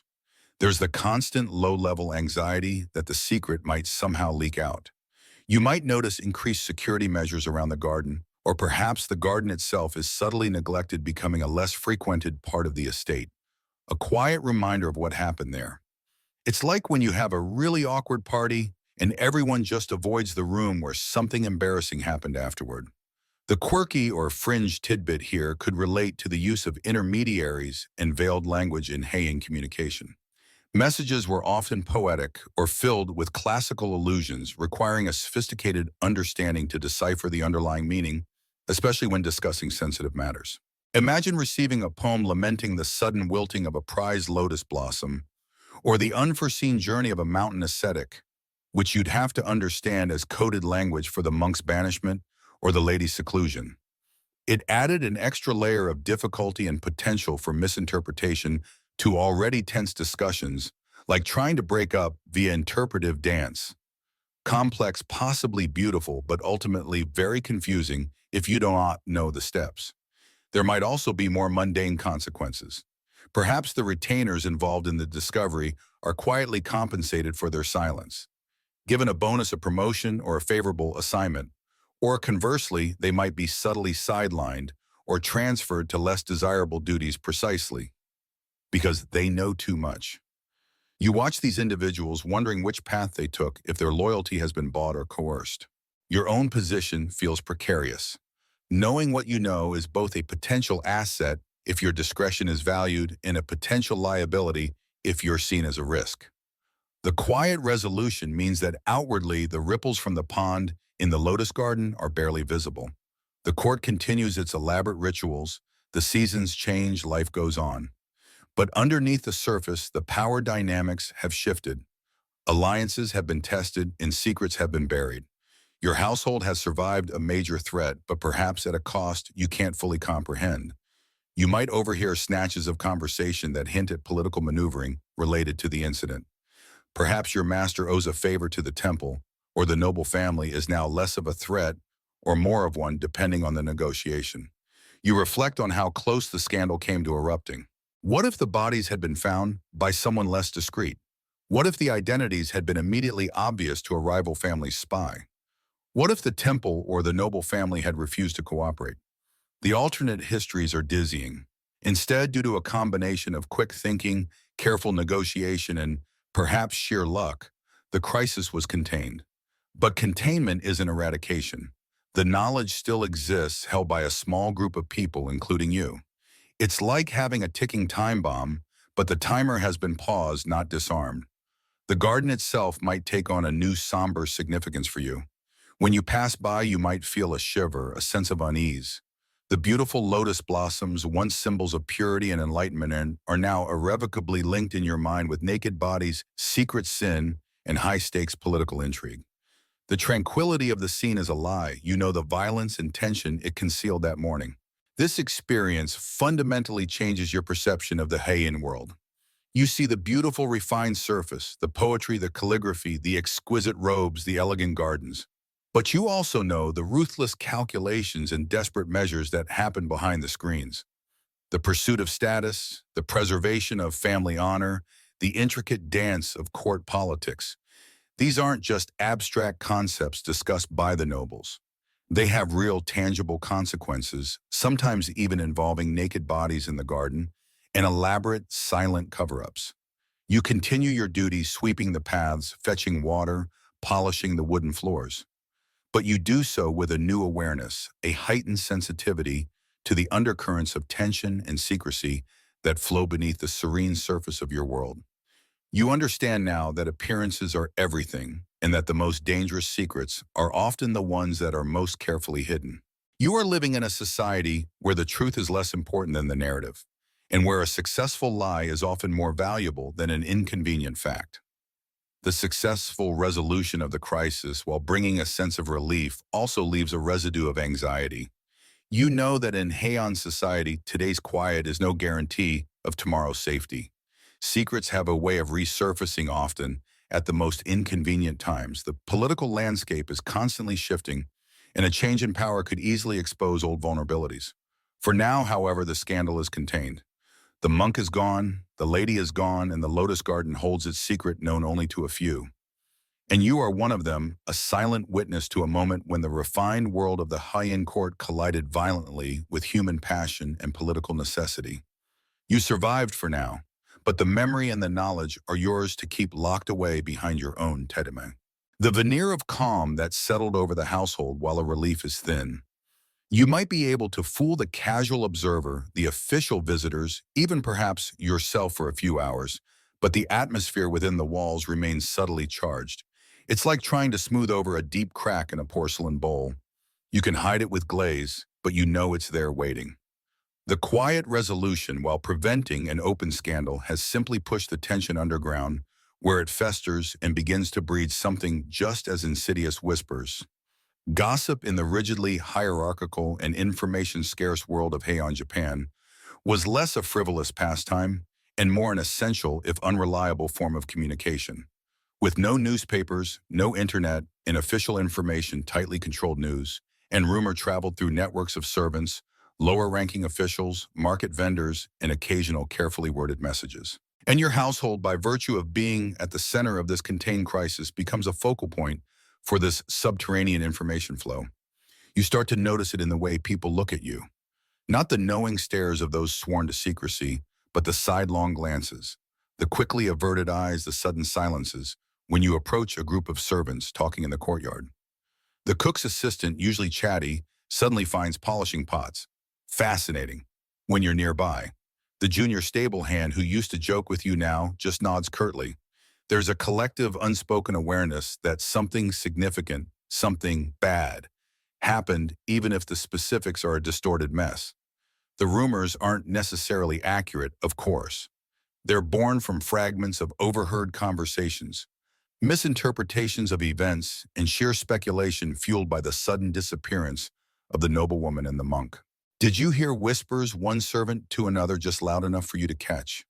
The lady, she just vanished, and that monk from the temple transferred overnight. Something terrible must have happened. The details fill themselves in based on fear, imagination, and perhaps a touch of schadenfreude. Maybe she was poisoned. Maybe he ran off with temple funds. Maybe they were meeting for something entirely different. And the Lotus Garden part gets twisted into something else entirely. The lack of official explanation only makes the rumors more potent. Nature abhors a vacuum and gossip rushes in to fill it. Since no one in your position can possibly know the actual truth of the high-level negotiations, your own understanding of what happened is filtered through these layers of secrecy and rumor. You know what you saw, you know the immediate aftermath, and you know the outcome. They're gone, it's quiet. But the why, the how of the resolution, that's a puzzle pieced together from hushed tones and knowing looks. It's like trying to understand a complex corporate merger by listening to the cafeteria staff. You get snippets, but probably not the audited financials. A mainstream historical fact about this period is the intense social stratification and the porous boundaries between different levels of society when it came to information. While nobles lived in their sequestered world, Their reliance on large staffs meant that servants often had access to sensitive information. Lower-ranking courtiers and officials often married or had connections across different noble houses and institutions like temples, creating informal networks through which news and gossip could travel surprisingly quickly, often distorted by the time it reached its destination. It was the original telephone game, but with potentially lethal consequences. The impact on your household is palpable. While your master and mistress maintain their tete-a-tete, the stress of managing the fallout and the ongoing threat of a leak creates a constant undercurrent of anxiety. Orders might be sharper, tempers shorter. Security around the estate might be subtly increased, particularly near the garden. You might be given seemingly innocuous tasks that are actually designed to keep you away from areas where you might overhear sensitive conversations or encounter people who could spread rumors. And the garden itself, you avoid it when possible. Even when you have duties there, the beauty seems muted, the air heavy with the memory. The lotus blossoms, once vibrant, now seem faded, almost bruised. The pond, which should be a source of tranquility, feels stagnant, like secrets are literally buried beneath its surface. It's hard to look at a lily pad without thinking about a carefully placed footstep trying not to disturb the scene of a major crisis. It's like your favorite park suddenly becomes linked to a really awkward family reunion you'd rather forget. The whispers aren't confined to your household. They spread outwards, carried by servants, visiting relatives in other noble estates, by tradespeople delivering goods, by lower-level temple attendants, interacting with their counterparts. The noble family involved faces its own version of this. Their staff knows the lady disappeared suddenly, and the reasons given, a sudden illness requiring seclusion, might not pass muster with those who know her health was fine just days before. The temple faces questions too. A prominent monk unexpectedly transferred is unusual, and explanations about spiritual development or pilgrimage can sound hollow. The quirky or fringe tidbit here relates to the role of lower status individuals, sometimes even beggars or itinerant entertainers, in transmitting information and gossip between different social strata and geographic locations in pre-modern societies like Heian, Japan. While seemingly outside the formal structures of power, their ability to move relatively freely and interact with various groups made them unintentional or sometimes intentional conduits of information, often carrying rumors and news further and faster than official channels. Imagine a traveling puppeteer who between acts shares the latest juicy news he heard from a kitchen maid in the capital. Historians still argue whether this informal network of gossip and rumor truly undermined the authority of the powerful, or if it simply provided an outlet for social tension without significantly altering the power structure. Did the whispers change anything concrete, or did they just make life uncomfortable for those involved while the elites continued their opaque maneuvering? It's difficult to gauge the real impact of the rumor mill from centuries later. For you, the impact is personal and constant. You live under a cloud of suspicion. You might find it harder to interact with people from other households, as they might eye you warily, wondering if you're the source of some rumor or if your household is somehow tainted. Your own social standing, humble as it is, might feel diminished by the association with the scandal, however quiet the official resolution was. It feels like everyone knows you were connected to that thing that happened, even if they don't know the full story, and that makes you feel exposed. You become acutely aware of the power of words spoken and unspoken. A careless comment from you, a slightly too informed question from someone else, could unravel the fragile peace. You learn to listen carefully, to read between the lines of conversations, to understand the nuances of veiled language used even in casual exchanges. You develop a heightened sense of vigilance, constantly monitoring the mood of the household and the tenor of external interactions for any sign that the secret is close to breaking surface. It's like being a spy in your own life, always on alert, always calculating the risk of every word. The jokes are few and far between in this atmosphere, but human nature persists. Maybe you overhear a dark joke among servants about how you shouldn't get too comfortable near the pin, or how some monks seem to find enlightenment in the most unexpected places. Or perhaps a joke about the noble lady's sudden illness. Did she catch a cold from sitting naked outside too long? Such gallows humor, though morbid, is a way for people to process anxiety and tension. 3 jokes. Let's see. The farm joke. The Scranton branch joke, the interpretive dance joke. Need a few more subtly integrated. Okay, how about a joke about Lotus Gardens being hotspots now? Or monks needing better meditation spots? Or noble ladies suddenly developing travel sickness? The uncertainty breeds anxiety. Even if you weren't directly involved in the high-level cleanup, your proximity makes you vulnerable. What if the investigation, however discreet, reaches down to your level? What if someone involved at a higher rank needs a scapegoat and decides to point a finger lower down the chain? You realize that your safety is now tied not just to your good conduct, but to the success of a high-stakes cover-up orchestrated by people far above you. Your future depends on their ability to maintain their carefully constructed lie. You might also witness the subtle shifts in power or relationships resulting from the crisis. Perhaps your master, having successfully navigated the situation, gains respect or leverage with the involved families. Or perhaps the strain of the event damages relationships and creates new rivalries. These macro-level changes trickle down, affecting the dynamics within your household, the resources available, and the general mood. It's like watching a complex political drama unfold from the lowest rung of the ladder. You don't understand all the moves, but you feel the tremors. The daily rhythm of life continues. The cleaning, the cooking, the fetching, the carrying, but it's underscored by this constant hum of suspicion and rumor. You perform your duties with a careful, neutral demeanor, trying not to attract attention, trying to appear utterly ordinary.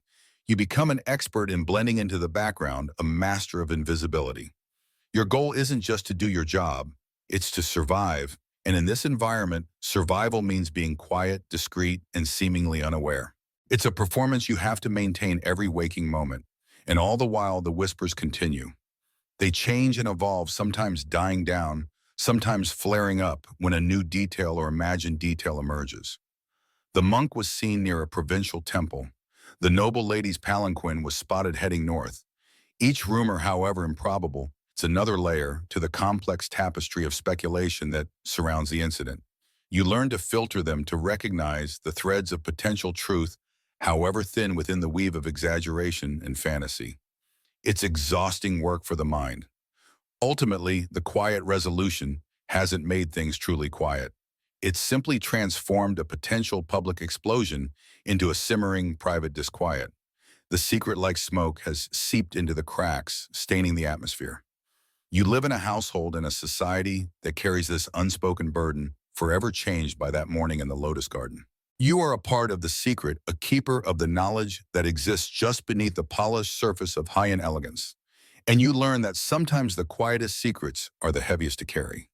That quiet resolution, that fragile veneer of calm, isn't a permanent state. Secrets, especially ones involving prominent individuals in scandalous circumstances, have a half-life that seems infinitely long. In a world without instant news cycles or the internet, they don't just disappear, they linger, they mutate, they find new ways to surface, and the secret you are now a part of, whether you wanted to be or not, is definitely not done with your household yet. It's like trying to put a cat in a bag. It might stay put for a moment, but you know it's just waiting for its chance to claw its way out. Maintaining a lie, even a necessary one, is exhausting work. It requires constant vigilance, coordination, and a shared commitment among everyone involved, from the highest noble down to the lowest servant who knows just enough. Every interaction becomes potentially fraught. You have to remember who knows what version of the story they have been told or overheard, and how to respond without giving anything away. It's like being in an incredibly complex role-playing game where the stakes are ruin and disgrace, and the rules change depending on who you're talking to. The efforts to keep the lid on the incident become more ingrained in the household routine. There might be subtle changes in security protocols. Perhaps certain entrances are now locked at night, or watchmen are instructed to be particularly alert for anyone snooping around the garden area. Messengers delivering sensitive documents might be scrutinized more carefully. The air of casual ease that might have existed before is replaced by a low-level hum of anxiety. It's like the house itself is holding its breath, waiting for the other shoe to drop. You might find yourself being tested subtly, or not so subtly. A higher-ranking servant loyal to the master or mistress might engage you in seemingly casual conversation about the time the lady left, or about that monk who used to visit. They aren't just making small talk. They're probing, checking if your story aligns with the official or discreetly distributed narrative. Your ability to feign ignorance to offer bland, non-committal answers becomes a crucial skill. Oh yes, the lady's sudden trip, very unexpected. You might say while inside your mind is screaming 1,000 different things. It's like being interrogated by your boss about who ate the last office donut, but if the donut was actually a state secret. The pressure extends beyond just internal checks. Officials from the court or perhaps other noble houses connected to the lady or the monk might make polite inquiries. Ostensibly, they might be concerned about the lady's health or simply curious about the monk's new assignment. But there's an undercurrent of suspicion, a sense that they are looking for inconsistencies or signs of distress that would point to something amiss.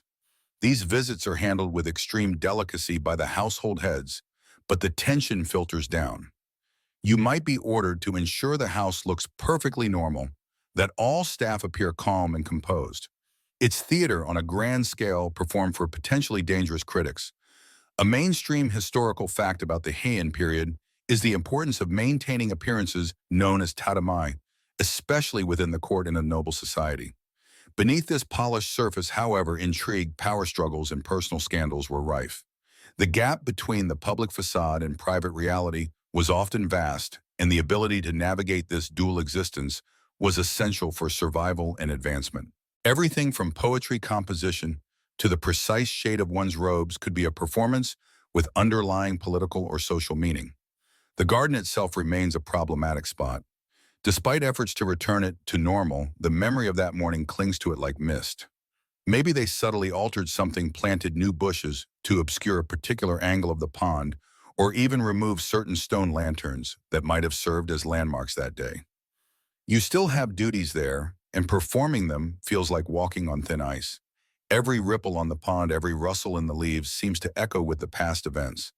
It's hard to weed the lotus beds without picturing the figures lying amidst them. You might find yourself glancing nervously towards the places you saw them, half expecting to see. Well, you try not to think about what you expect to see. The quirky or fringe tidbit is how physical spaces themselves could become charged with meaning and memory in a culture so attuned to aesthetics and symbolism. Gardens in particular were designed not just for beauty, but to evoke certain moods or philosophical concepts. When a scandalous or violent event occurred in such a space, it wasn't just a location. It became part of the narrative, forever marked by the incident in the minds of those who knew. A perfectly serene pond could become a symbol of hidden turmoil, a beautiful flowering tree, a silent witness to impropriety. Historians still argue whether the elaborate rituals and strict social codes of the Heian court were primarily a means of maintaining order and stability, or if they inadvertently created an environment where secrets and scandals were more likely to flourish, precisely because open conflict was so heavily discouraged. Did the pressure to conform and maintain tatame push people towards clandestine actions, or did the strict rules prevent more chaos than might otherwise have occurred? It's a classic chicken and egg scenario regarding human behavior under constraint. The mental toll on everyone involved is significant. Your master and mistress carry the heaviest burden, constantly strategizing and worrying about exposure. But even at your level, the stress is palpable. You might have trouble sleeping your mind, replaying snippets of that morning, or rehearsing your responses to potential questions. The constant need to be on guard to monitor your own behavior and the behavior of others is exhausting. It feels like you're constantly walking on eggshells, balancing a tray of priceless, fragile pottery. The threat of discovery doesn't just come from external inquiries or internal slip-ups. It can also come from unforeseen circumstances. What if someone involved in the cover-up has a change of heart? What if the monk or the noblewoman, wherever they are, decide to speak out? What if a natural disaster like a fire requires extensive rebuilding in an area that might expose something hidden? Or what if a completely unrelated incident suddenly brings unwelcome attention to the household or the location? These possibilities, however remote, are always lurking in the background, fueling the anxiety. It's like having a ticking time bomb and you don't know where it is or when it's set to go off. Humor becomes a coping mechanism, albeit dark and infrequent. Perhaps a fellow servant mutters a joke about needing to check the lotus pond for gossip mongers, or about how their nerves are so frayed they could snap like an old koto string. Or maybe a sarcastic remark about how easy it is to keep a major scandal quiet in a city where everyone's just dying for a bit of drama. Jokes like, yeah, keeping secrets is easy. It's like trying to teach a cat algebra. Or my stress levels are so high, I'm pretty sure I'm vibrating. Or even a slightly morbid one like, if anyone asks about the garden, just say we're cultivating discretion, very rare blossom. You learn to read the atmosphere of the household with unnerving accuracy. A sudden silence when you enter a room, a particular look exchanged between two senior staff members, a rushed instruction that seems designed to get you out of the way. These are all clues that something related to the secret is being discussed or managed. You develop a sixth sense for potential danger, a finely tuned radar for anything that might signal a problem. It's a skill born of necessity learned in the crucible of ongoing tension. This heightened awareness isn't just about protecting the secret, it's about protecting yourself. You know that if the scandal were to break open, the fallout would likely reach down to your level. You could be questioned, accused of complicity, dismissed, or worse. Your position, your livelihood, and perhaps even your safety are now inextricably linked to the success of the cover-up.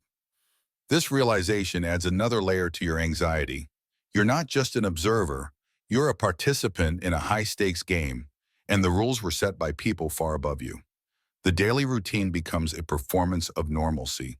You polish the same floors, carry the same messages, tend the same fires. But every task is now overlaid with this tension.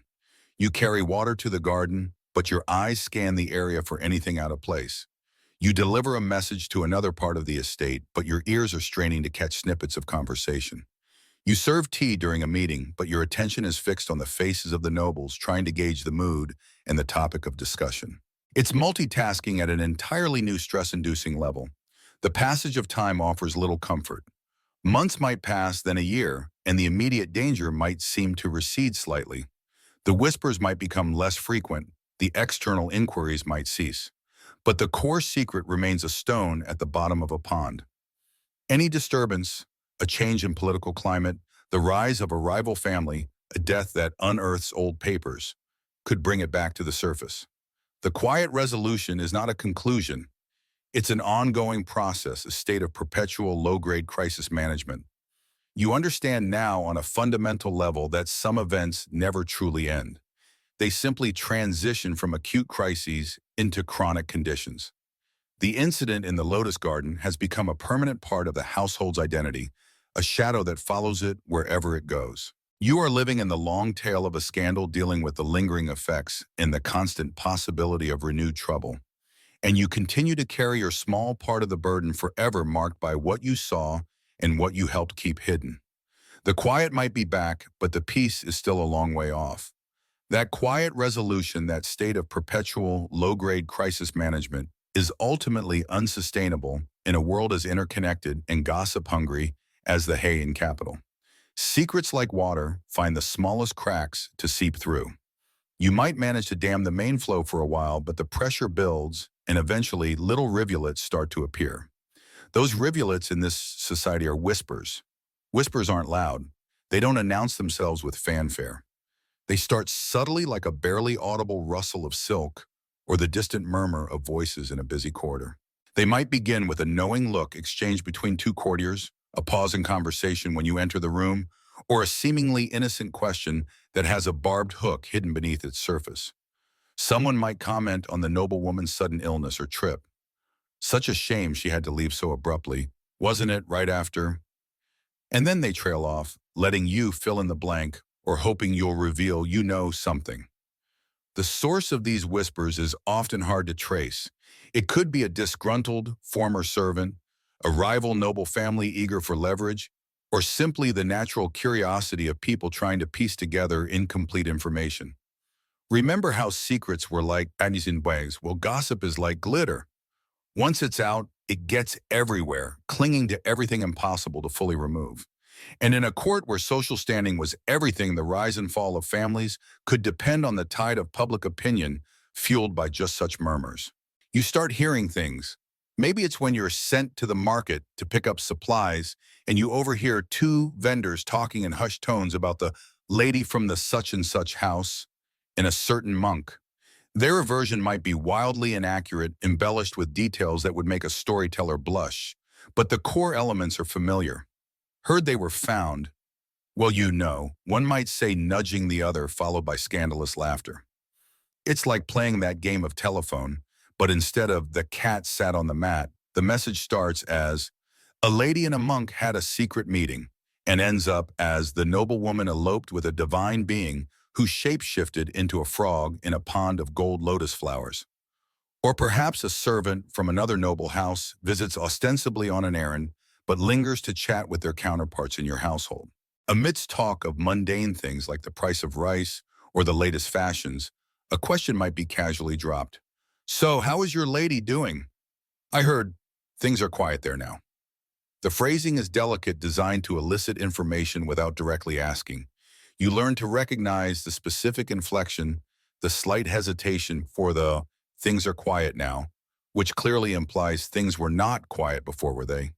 Within your own household, even among those not directly involved in the cover-up, the tension manifests as hushed conversations and uneasy silences. Those who do know the secret are on high alert, trying to shut down potential leaks. But even they can't control everything. Servants talk among themselves, and even carefully curated narratives can crack under the weight of shared anxiety and speculation. Someone might ask you, "Did you ever notice anything strange about the garden before the lady left?"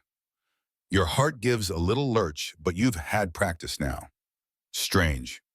Oh, just the usual insects, I suppose," you reply, maintaining a bland expression, while internally you're running through escape routes and plausible deniability scenarios.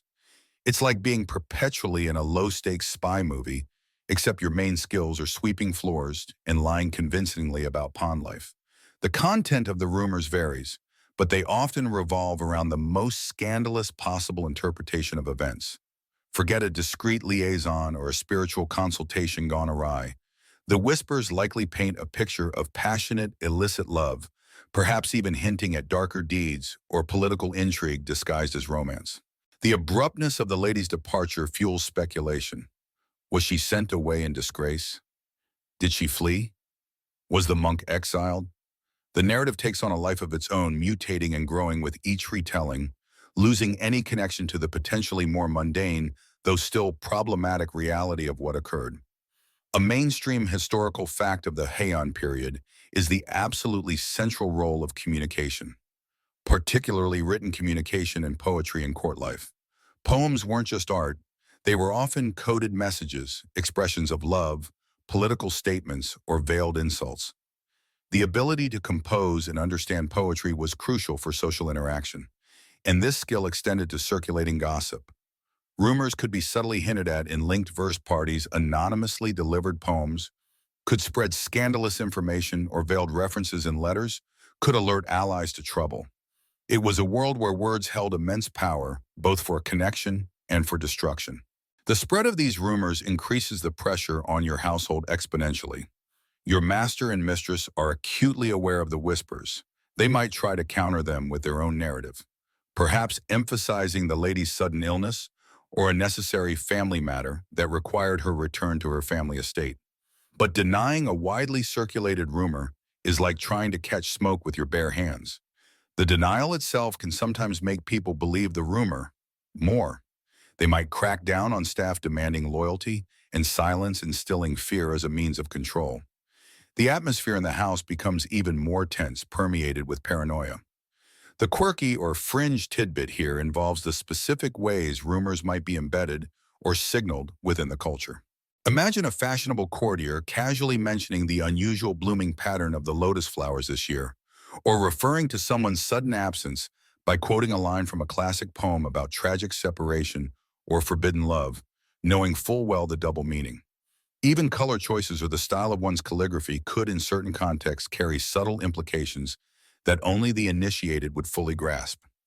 It was a language of nuance and allusion perfectly suited for discreetly circulating potentially ruinous information. Historians still argue whether the elaborate codified nature of communication in the Heian court, the reliance on poetry, allusion, and indirectness, was primarily a result of genuine aesthetic preference and refinement, or if it was a necessary adaptation to a highly political and potentially dangerous environment where directness could lead to ruin? Did they speak in riddles and poetry because they preferred it or because they had to navigate the treacherous waters of courtly intrigue and protect themselves from the consequences of straightforward speech?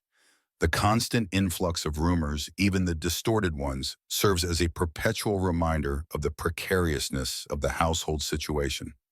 You hear something in the market, your stomach clenches. You overhear a conversation in the hallway, your heart races. Every mention of the lady or the monk feels like a potential threat. It's not just the fear of the original secret being exposed. It's the fear of the distorted, exaggerated version taking hold, turning the household into a laughingstock or a target. Trying to verify or understand the rumors is almost impossible from your position.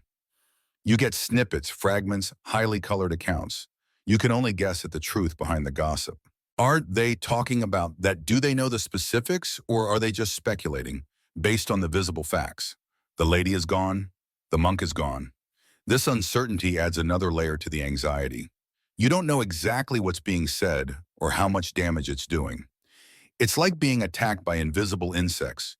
You feel the bites, but you can't see them or swat them away effectively. You might find yourself observing visitors or other servants with increased scrutiny, trying to decipher their expressions or listen to the subtext of their words. Are they just making polite conversation, or are they fishing for information? Are they genuinely concerned, or are they reveling in the potential scandal? This constant vigilance is mentally draining. Your ability to trust even within your own household is eroded by the pervasive atmosphere of suspicion and rumor. It feels like everyone is a potential source of a leak or a carrier of potentially damaging information. Humor becomes a coping mechanism, still dark, still scarce. Maybe a fellow servant jokes about how they now understand why noble gardens have so many bushes. Good for hiding things. Or a dry remark about how the fastest messenger in the capital isn't a person but a whisper. Or even, honestly, with the speed gossip travels, I'm surprised we don't use carrier pigeons for secrets. At least they have to land eventually. The jokes are a way of acknowledging the absurdity and the tension, a brief release of pressure before the weight of the situation settles back in. The impact of the whispers extends beyond the immediate threat of exposure. Reputation was paramount. Even if the full truth never came out, the rumors themselves could tarnish the noblewoman's name, affect her family's standing, and complicate any future prospects like marriage or political appointments for her relatives. The monk's reputation within the religious hierarchy could also be damaged regardless of the specific details. Your household by association becomes known as that house where something scandalous happened. It's a stain that's hard to wash off even with the most vigorous scrubbing. You learn that while silence can be a powerful tool for keeping a secret, it can also create a vacuum that speculation rushes to fill. The less information you provide, the more people will invent. The rumors might be worse than the reality simply because they are unchecked by fact or denial. And once a rumor gains traction, it becomes incredibly difficult to debunk. People prefer a salacious story to a boring truth, and the whispers provide endless material for their imagination. The quiet period, the fragile peace you experience after the immediate aftermath, is clearly over. You are now in a new phase of the crisis, one defined by uncertainty, suspicion, and the insidious spread of half-truths and outright lies. The garden incident hasn't just faded into the past. It has transformed, becoming a ghost that haunts the present, whispered about in hushed tones across the city. And you, as part of this household, are still caught in the middle, navigating a world where every overheard word could be a clue, a threat, or just another piece of the ever-growing, ever-distorting tapestry of rumor. That pervasive sense of being watched, of every conversation potentially carrying a hidden barb, pushes your household into a state of heightened alert that's almost military in its intensity, if slightly less organized, and a lot more focused on panicked whispering than shouting orders. The master and mistress, driven frantic by the realization that the carefully constructed wall of silence is cracking, turn their attention inward. If the rumors are shedding, that means the leak is coming from somewhere or someone connected to them. And finding that leak becomes an obsession. The first response is predictable. Suspicion falls on everyone. You notice the change almost immediately. Friendly banter among staff dries up. People avoid making eye contact. The hierarchy within the household shifts subtly. Those deemed most loyal or perhaps just the most intimidating are tasked with observing others. You might see the head steward or the senior maid lingering near a group conversations, their presence enough to make people clam up or switch to innocuous topics like the weather or the rising price of ink brushes. It's like playing an elaborate game of who can look least suspicious, and everyone loses because everyone looks suspicious. Meetings are held behind closed doors longer and more tense than usual. You can sometimes hear raised voices, though the words are muffled. Afterward, the master or mistress emerges with a grim expression, and new rules are announced, often ostensibly for efficiency or security, but clearly aimed at restricting movement and communication. Perhaps you're no longer allowed to leave the grounds without explicit permission, even for simple errands. Or maybe interactions with staff from other noble houses are suddenly frowned upon, requiring detailed explanations if you're caught exchanging pleasantries outside the gate. It's a classic lockdown scenario, but instead of physical walls, they're trying to build walls of silence and fear. The search for the source of the leaks escalates. It's not conducted like a formal investigation with interrogations in a stuffy room, though that might happen with key figures, but more through a constant low-level surveillance and interrogation of daily life. Someone might ask you casually who you spoke to at the market yesterday. Or the head maid might question you about a conversation you had with a laundry worker from a neighboring house. Every interaction, no matter how trivial, is potentially scrutinized for clues.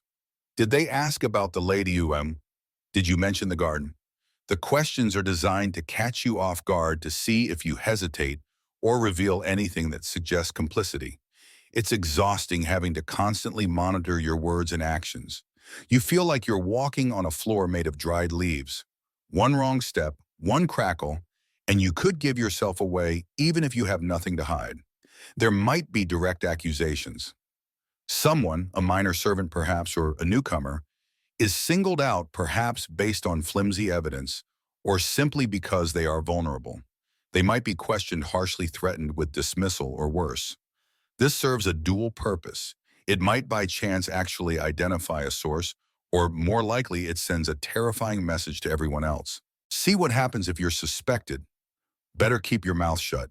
The fear becomes a weapon used to enforce silence, a heavy blanket smothering any potential for communication, even innocent chatter. You learn to say less, to listen more, and to trust almost no one, not even the people you've worked alongside for years. A mainstream historical fact is that loyalty within noble households in Heian, Japan, was often complex and not always guaranteed. While some servants and retainers were deeply loyal to their masters bound by long-standing relationships, others might have divided loyalties, be susceptible to bribes or hold grudges. The vast network of connections between households and the competitive nature of court politics meant that information was a valuable commodity.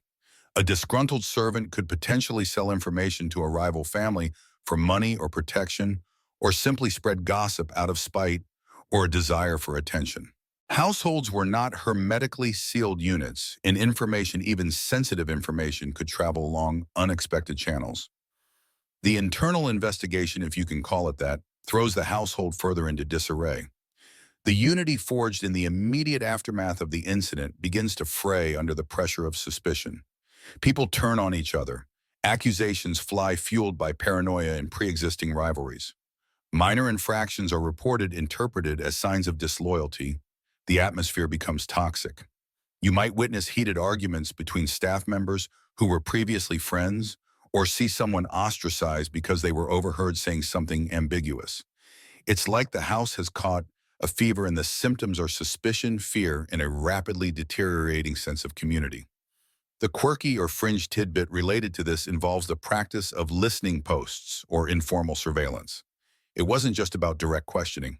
Households might rely on certain trusted individuals among the lower staff, perhaps someone known for being observant and discreet, to subtly gather information, to listen in on conversations and report back on what others were saying, especially about sensitive topics.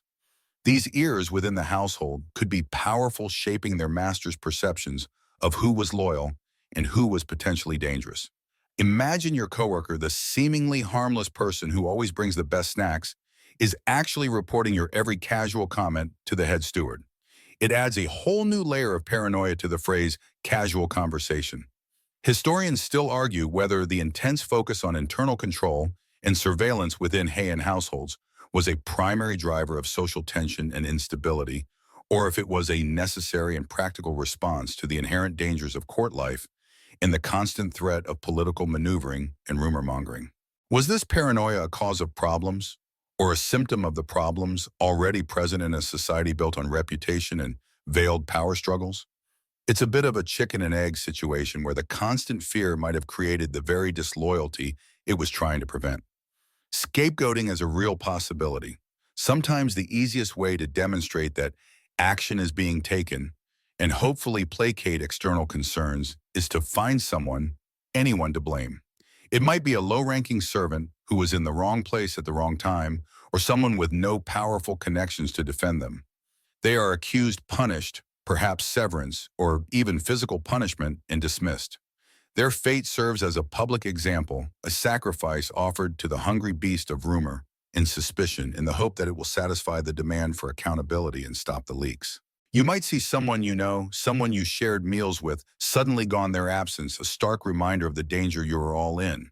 And you know deep down that they might be innocent, just a convenient target. The pressure to maintain the official narrative increases. If the lady left due to illness, then everyone must speak of her illness, expressing concern for her recovery, even if they know it's a lie.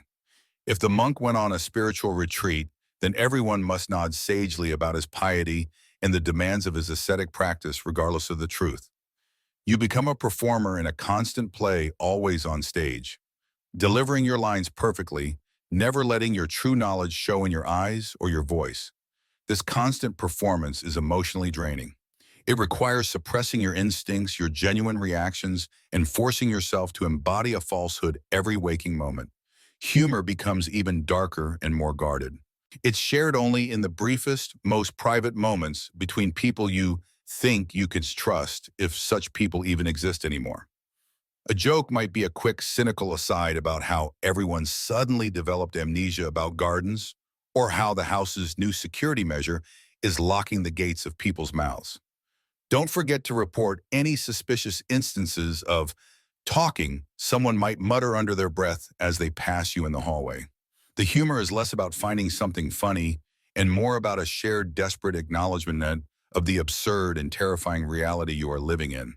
It's a tiny pinprick of release in an otherwise suffocating environment. The tension in the house affects everyone's health and well-being. Sleep is difficult, plagued by anxious thoughts, and the fear of being overheard even in your own dreams. Appetites diminish. Minor illnesses become more common, exacerbated by stress and poor morale. The previously vibrant household, with its routines and social structure, is now a hushed, paranoid place where every shadow seems to hide a spy, and every whispered word is a potential threat. You miss the days when the biggest concern was whether the silkworms were producing enough thread or if the spring flowers would bloom on time. The master and mistress might also engage in external efforts to counter the rumors in addition to internal measures. They might send trusted emissaries to other noble houses to discreetly spread their version of events, emphasizing the lady's sudden illness and her family's understandable concern. They might offer gifts or favors to influential figures in an attempt to secure their silence or support. But these efforts are often met with skepticism, as the whispers have already done their damage. Trying to rebuild a damaged reputation is like trying to rebuild a sandcastle after the tide has come in. The foundation is gone and the structure is crumbling. The constant pressure of maintaining the secret, combined with the fear of being exposed by internal leaks, solidifies the feeling that you are all in this together, but not in a comforting way. It's more like being trapped on a sinking ship with a crew that's starting to suspect each other of punching holes in the hull. The shared secret, instead of creating solidarity, has created suspicion and fear. You are bound together by the danger, but also potentially pitted against each other by the need for self-preservation. Who would you betray to protect yourself? It's a question you hope you never have to answer, but one that hangs heavy in the air. This period of intense internal scrutiny is not a solution. It's another stage of the crisis. It might temporarily slow the flow of information, forcing potential leakers underground, but it also poisons the atmosphere and creates new vulnerabilities. The paranoia itself can lead to mistakes, to overreactions, or to punishing the wrong people further, destabilizing the household. The garden incident might have been a single shocking event, but its ripples are now shaking the very foundations of your daily life, turning your home into a place of constant tension and unspoken dread. And the rumors outside, fueled by this internal chaos, continue to spread, adapting and growing like a persistent vine threatening to eventually choke everything. That pervasive sense of being watched, that suffocating blanket of suspicion you have been living under, feels almost like a gentle breeze compared to the storm brewing outside. The whispers that have been circulating among the household staff and leaking out into the wider world haven't gone unnoticed by everyone. Specifically, they haven't gone unnoticed by the family of the lady. Now, in Heian, Japan, families weren't just a collection of people who got together for awkward holidays. They were political and social units, powerful alliances, sources of status and protection. And the lady's family, they were important. Think less family dinner where someone argues about politics, and more major corporation merger talks, but with more poetry and potentially assassinations. So when news distorted or not of the lady's sudden illness and subsequent disappearance from the household reaches her original family, you can imagine their reaction. It's not just concern for their beloved daughter/sister, it's a threat to their reputation, their honor, their position in the delicate ecosystem of courtly power. A high-ranking woman suddenly leaving her husband's house under mysterious circumstances, that smells fishy even without the monk-shaped garnish. It's a public relations nightmare unfolding in real time, a scandal that could reflect poorly on their entire lineage. And they are not the kind of people who handle PR nightmares with press releases and damage control experts. They handle them with stern faces, large entourages, and implied threats. The air in the household shifts again.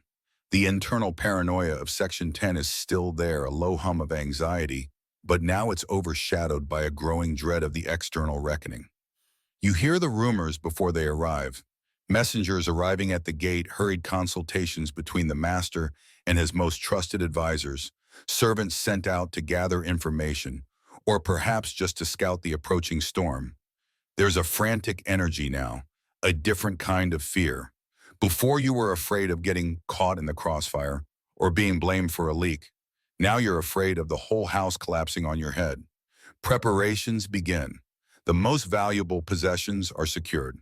The gates are checked not just for spies, but for a formal imposing arrival. The gardens ironically are manicured to perfection, as if a beautiful setting could somehow distract from the ugly truth. The master paces his face, a mask of worry lines, no longer just dealing with internal dissent, but facing a force that could potentially ruin him. His carefully constructed story of illness and concern will now be put to the ultimate test, not by whispers, but by demands shouted across a formal reception hall. And then they arrive. Not just one or two relatives, but a whole procession. Carriages arrive heavy with silk and important-looking people. Attendants on foot radiating an air of protective importance. The lady's father, or perhaps a powerful elder brother, leads the delegation. You might catch a glimpse of him as he is escorted from his carriage into the house, a man whose presence seems to suck the air out of the courtyard. His face is grim, unreadable, but the tension radiating from him is palpable. The servants lining the path bow, lower than usual, their eyes fixed on the ground, acutely aware that they are witnessing the arrival of judgment. It feels less like a visit and more like an invasion, albeit one conducted with impeccable Heian-era manners. The house goes silent except for the rustle of expensive robes and the measured tread of important footsteps. The air is thick with unspoken accusations. You might be assigned to serve tea, or perhaps just to stand silently along a corridor, a fly on the wall privy to the hushed intensity of the event.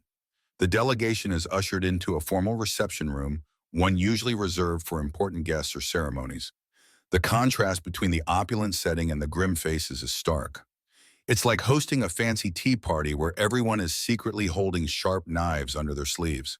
The confrontation begins not with shouting, not initially anyway, but with formal pleasantries that are colder than a winter morning in the capital. Exchanges of greetings, inquiries about health, all the expected social choreography performed by people who clearly despise each other in that moment. Then the questions start. They are polite at first, veiled in concern for their relative. We were so worried to hear of Lady's name's sudden illness. How is she recovering? The master, likely sweating despite the carefully controlled temperature of the room, reiterates his practiced lines. She was taken suddenly ill. Her family was naturally concerned and they came to take her back so she could recover in their care.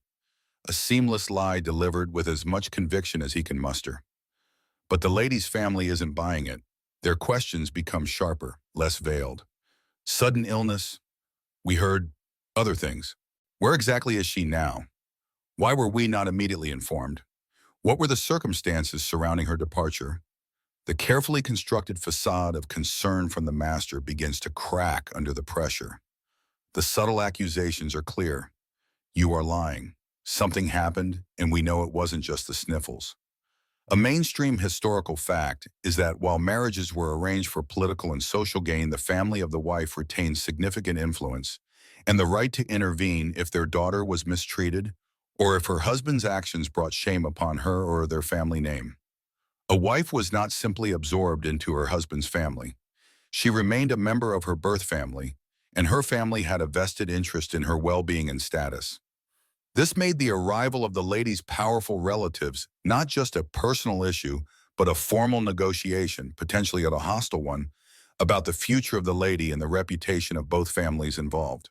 It wasn't like your friend's parents showing up because you broke curfew. It was more like a diplomatic delegation arriving to discuss a potential casus belli. The tension mounts. Voices might rise, though still within the bounds of formal politeness for a time. The head of the lady's family lays out their position. Their daughter was entrusted to this household, her honor is tied to its reputation, and something clearly untoward has occurred. They demand answers, the real answers. They might mention the whispers, the rumors that have reached their ears, the ones about gardens and monks and things that absolutely should not happen in a respectable noble household. It's like they're holding up a mirror to the master's carefully constructed lie, showing him how ugly and transparent it is. The master is on the defensive. He might try to deflect, to cast doubt on the rumors, perhaps even subtly imply that his wife's family is overreacting or listening to malicious gossip. He might emphasize his own family's standing, remind them of the alliance their marriage represents. He's essentially saying, look, let's not let a little misunderstanding ruin our partnership, shall we?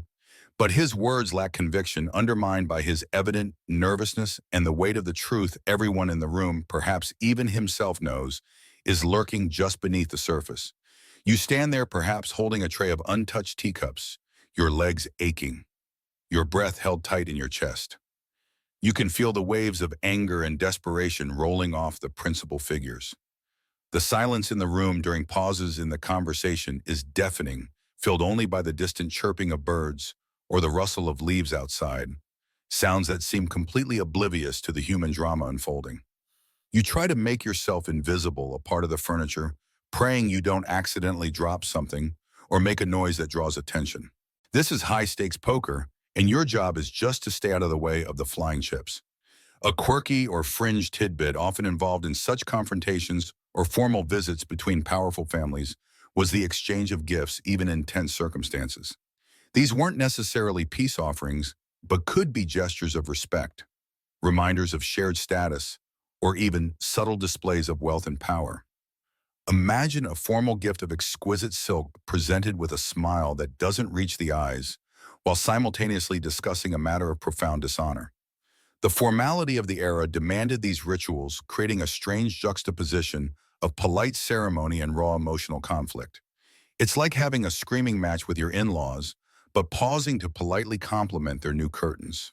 Historians still argue whether these types of direct confrontations between powerful families in Heian, Japan, were primarily intended to uncover the truth to force a specific outcome, like the lady returning home permanently, or simply to save face and establish leverage for future negotiations or actions. Was the goal resolution, retribution, or strategic positioning? It's hard to say, as motives were often layered like the many layers of silk in a noble's robe. The discussion might escalate further. The head of the lady's family might issue demands. They might demand that the lady return to their household permanently, citing her poor health and the need for their care, a polite way of saying, "We're taking her back because you clearly can't manage her, and your house is a mess. They might demand compensation for the perceived slight to their honor. They might even make veiled threats regarding the master's position or reputation within the court. This is where the real power play happens. They are using the scandal as leverage, potentially demanding a significant price for their silence or future cooperation. The master is caught in an impossible bind. Admitting the truth, the naked monk, the Lotus garden, the whole embarrassing debacle, would bring unimaginable shame upon his house and himself. It would confirm the worst rumors and likely lead to severe repercussions, perhaps even formal censure from the court, the loss of rank, or the dissolution of his marriage in disgrace.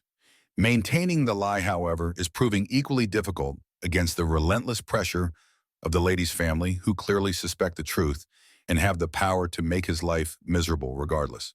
The outcome of this specific confrontation isn't immediately clear to you, standing there on the periphery. It might end with a tense agreement for the lady to remain with her family for a prolonged period, or perhaps a promise from the master to investigate the rumors more thoroughly, meaning intensify his internal witch hunt. Or it could end in a cold stalemate with the lady's family leaving, having achieved no immediate concession, but having made their demands and their displeasure abundantly clear. Regardless of the escape terms, the atmosphere when they finally depart is heavy, unresolved, and fraught with peril. As their carriages roll away, disappearing down the road, the house is left in a state of shock. The silence that descends is different from the earlier tense silence. It's a silence of exhaustion and fear. The master likely retreats to his private chambers, the weight of the world on his shoulders. The trusted advisors look grim. And you, a mere servant, feel the tremors of this high-stakes negotiation vibrating through the very foundations of the house. The crisis hasn't passed. It has merely morphed into something new and perhaps even more dangerous. The initial scandal was a fire. The internal investigation was the smoke. And now the arrival of the lady's family is the arrival of the fire brigade, who might just decide the easiest way to put out the fire is to demolish the building. With polite bows and passive aggression. The echoes of those departing carriages fade, but the weight they left behind settles like a shroud over the estate.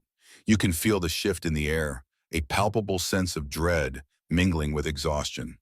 The carefully constructed facade of the master, the one he presented to the lady's family, has been chipped away, perhaps even shattered. He failed to convince them, failed to smooth over the scandal with polite lies and feigned concern. Now the internal crisis you've been navigating, the fear of getting caught, the hunt for the monk, the disposal of evidence, is overshadowed by the looming threat from outside. The family knows something is deeply wrong, and their power means they can't simply be ignored or placated with vague assurances. So what does a noble in Heian, Japan do when backed into a corner, his reputation on the line, his family's honor threatened by whispers of nakedness and monks and gardens? He doesn't usually throw up his hands and say, well, guess I'm ruined. No, he doubles down. He seeks a solution, often a drastic one, to control the narrative and minimize the damage. The confrontation with the lady's family has, if anything, galvanized the master. He can no longer hope this will just blow over or be successfully contained within his own walls. The problem has escaped. The household remains on edge. Servants whisper in corners, heads close together, eyes darting nervously. The arrival of the lady's family has confirmed everyone's worst fears. The scandal is real and it's big. The master's trusted advisors are seen huddled with him behind closed doors for hours, the murmur of their voices occasionally carrying into the hallways. The mood is frantic, desperate. It's the kind of meeting where you imagine diagrams are being drawn on scrolls, outlining various escape routes, or more likely various scapegoats. His new plan, when it begins to filter down through the ranks, isn't subtle. It's born of desperation and a need for swift, decisive action. Since he couldn't convince the lady's family the rumors were false, he needs to make some version of the truth palatable, or at least controllable. And that usually involving the authorities, but on his terms. Think of it like this: if you have a plumbing leak that's turning into a flood, you could try to fix it yourself, frantically mopping and hoping for the best. That was the internal investigation phase. But when the neighbors start complaining about water damage to their walls, that was the lady's family arriving. You might decide you need to call a professional, but you'll try to call one who owes you a favor, one who will agree to tell the story the way You want it told. The decision is made to bring in a limited, carefully chosen set of external authorities. Not the whole judicial system, mind you, nothing that could lead to a full, impartial investigation. That would be suicide. No, he needs someone discreet, someone who can be trusted to handle things delicately. This often meant involving officials who were politically aligned with the master or his family, or perhaps someone who could be bribed or pressured. It's like hiring a private investigator who's secretly on your payroll but giving him a badge. Instructions are given, messengers are dispatched with urgent letters, not to the palace, not to the main court, but to specific individuals, specific offices. You might see these messengers dressed in the master's colors, hurrying out the gate, their faces set with importance. The air crackles with anticipation. This is a turning point. The master is no longer just trying to hide his mess. He's trying to manage its exposure. A mainstream historical fact is that in Heian Japan, particularly among the upper classes, connections and patronage were paramount. Legal processes, while they existed, were often heavily influenced by social standing, political power, and personal relationships. Getting a favorable outcome wasn't always about the facts of the case, but about who you knew and how much influence you wielded. This system of personal connections and backroom deals was the engine of power, and it's precisely what the master is now trying to leverage. He's not seeking justice, he's seeking damage control via his Rolodex. Who does he call upon? Perhaps an official from the Bureau of Punishments, Danjo Dai, known for his discretion, or a representative from the Imperial Police Kebiishi, who owes the master a favor from some past political maneuvering. These weren't like dialing 911. It was a careful, calculated selection of allies who could be trusted to handle the situation in a way that protected the master's interests, even if it meant bending or ignoring the actual truth. It's networking Heian style. Preparations are made for their arrival. Unlike the tense, unwelcome visit of the lady's family, this arrival is orchestrated. The grounds are swept, the house is made presentable, the staff is given strict instructions: say nothing unless asked, and if asked, stick to the master's story. The pressure to conform, to not be the one who accidentally spills the beans, or you know the details about the naked monk, becomes immense. The fear shifts slightly. Before it was fear of the master finding out you knew something. Now it's fear of saying the wrong thing to an official who could have you interrogated, or worse. When these chosen officials arrive, their demeanor is different from the lady's family. They are formal, professional in their own way, and they arrive with less pomp and circumstance, more with an air of quiet authority. They are welcomed by the master and his closest advisors, ushered into private chambers, and the real negotiations begin. You might catch glimpses of them, stern-faced men in official robes, their presence radiating power. The master presents his version of events. He likely acknowledges that something untoward occurred, but frames it in a way that minimizes his responsibility and focuses on the lady's illness, and perhaps the monk as an outside disruptor. He might spin a tale of a rogue monk who gained access to the grounds under false pretenses, perhaps implying he was a charlatan or even a criminal, and who somehow lured the lady into a compromising situation while she was in a weakened or delirious state due to her illness. The lady's sudden departure with her family is presented as a natural consequence of her need for specialized care, not an escape from a scandalous situation. It's a narrative designed to be just believable enough, just inconvenient enough to satisfy the authorities without leading to a full-blown investigation that could expose everything. This negotiation with the authorities is crucial. The master is essentially trading a controlled acknowledgement of a problem for the assurance that the full truth will remain buried. He needs these officials to sign off on a sanitized version of events, perhaps even to participate in enforcing that version. For instance, by declaring the matter officially closed, or by subtly discouraging further inquiry from other parties like the lady's family. It's a delicate dance involving promises, perhaps unspoken threats, and likely the exchange of significant favors or bribes. A quirky or fringe tidbit is that these kinds of backroom deals and the use of personal influence to navigate the legal system were so common that they were almost expected. Records from the period are full of examples of powerful families pulling strings to get charges dropped, unfavorable rulings overturned, or embarrassing incidents quietly disappeared. It wasn't necessarily seen as inherently corrupt in the modern sense, but rather as the practical application of social capital. It's like using your connections to get a reservation at a booked-out restaurant, but instead of sushi, it's about keeping yourself out of jail and your reputation intact. The officials listen, they ask questions. Their questions might seem probing, but they are likely focused on gathering just enough information to rubber stamp the master's narrative, not to uncover inconsistencies. They are looking for a way to justify their involvement in subsequent report without stirring up more trouble than they are paid or beholden to handle. They are essentially being asked to perform a damage assessment and then sign off on the repair job even if the foundation is cracked. The master might even offer them a convenient culprit. If the monk is still at large, the focus can be shifted entirely onto him, a rogue element who disturbed the peace and honor of a noble house. If the monk was found dead or captured, his fate becomes a matter for these officials to handle, perhaps discreetly disposing of the body or ensuring he never speaks. The lady herself is likely presented as a victim, albeit one whose association with the incident is an embarrassment. The staff, including you, are merely witnesses expected to corroborate the master's story or risk facing the wrath of both the master and the authorities. Historians still argue whether the level of complicity among lower-ranking officials in covering up noble scandals was primarily motivated by fear, personal loyalty, or the prospect of personal gain through bribes and favors. Was it systemic corruption, a pragmatic necessity for survival in a hierarchical society, or a combination of factors that made turning a blind eye the path of least resistance? It's a complex question with no easy answers, reflecting the intricate web of power and dependency that defined Heian court life. The discussion with the officials concludes. Terms are agreed upon. There's a palpable sense of relief from the master, but it's not relief that the problem is solved.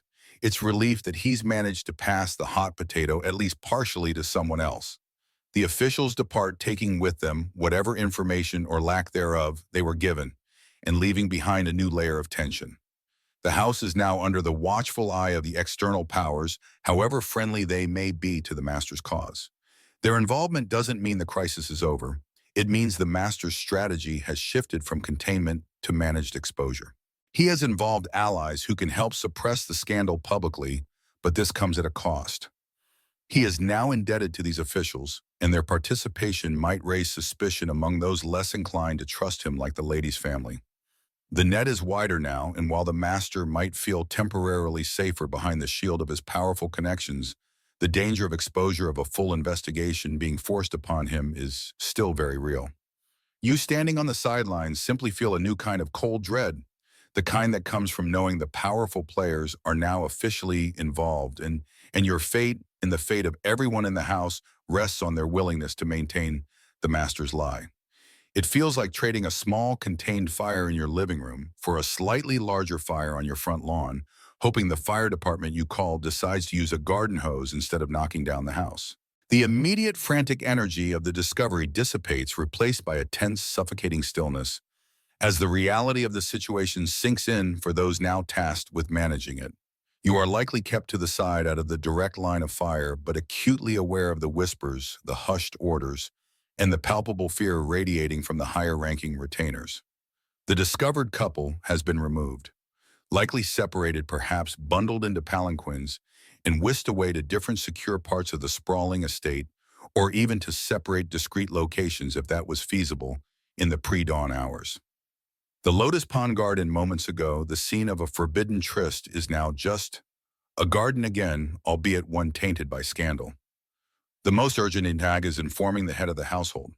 Imagine the scene: a senior retainer, face pale with apprehension, rousing the sleeping lord or lady from their slumber. The careful, obsequious language used to convey news, even good news, gives way to hesitant, stumbling words as the impossible truth is revealed. The initial reaction must be shock, disbelief, then almost certainly explosive anger. This isn't just a personal embarrassment. It's a threat to the family's standing, potentially to their political influence, their carefully constructed world built on reputation and alliance. You can almost hear the shouting, muffled by the screens and walls, a stark contrast to the usual serene silence of the estate at night. Concurrently, the matter of the monk must be addressed. Not something you'd handle, of course, but you can imagine the flurry of discreet activity. Messengers sworn to absolute secrecy dispatched under cover of darkness to the monk's temple. The message would be carefully worded, perhaps requesting a private meeting with the abbot or a high-ranking official on a matter of grave importance concerning one of their brothers.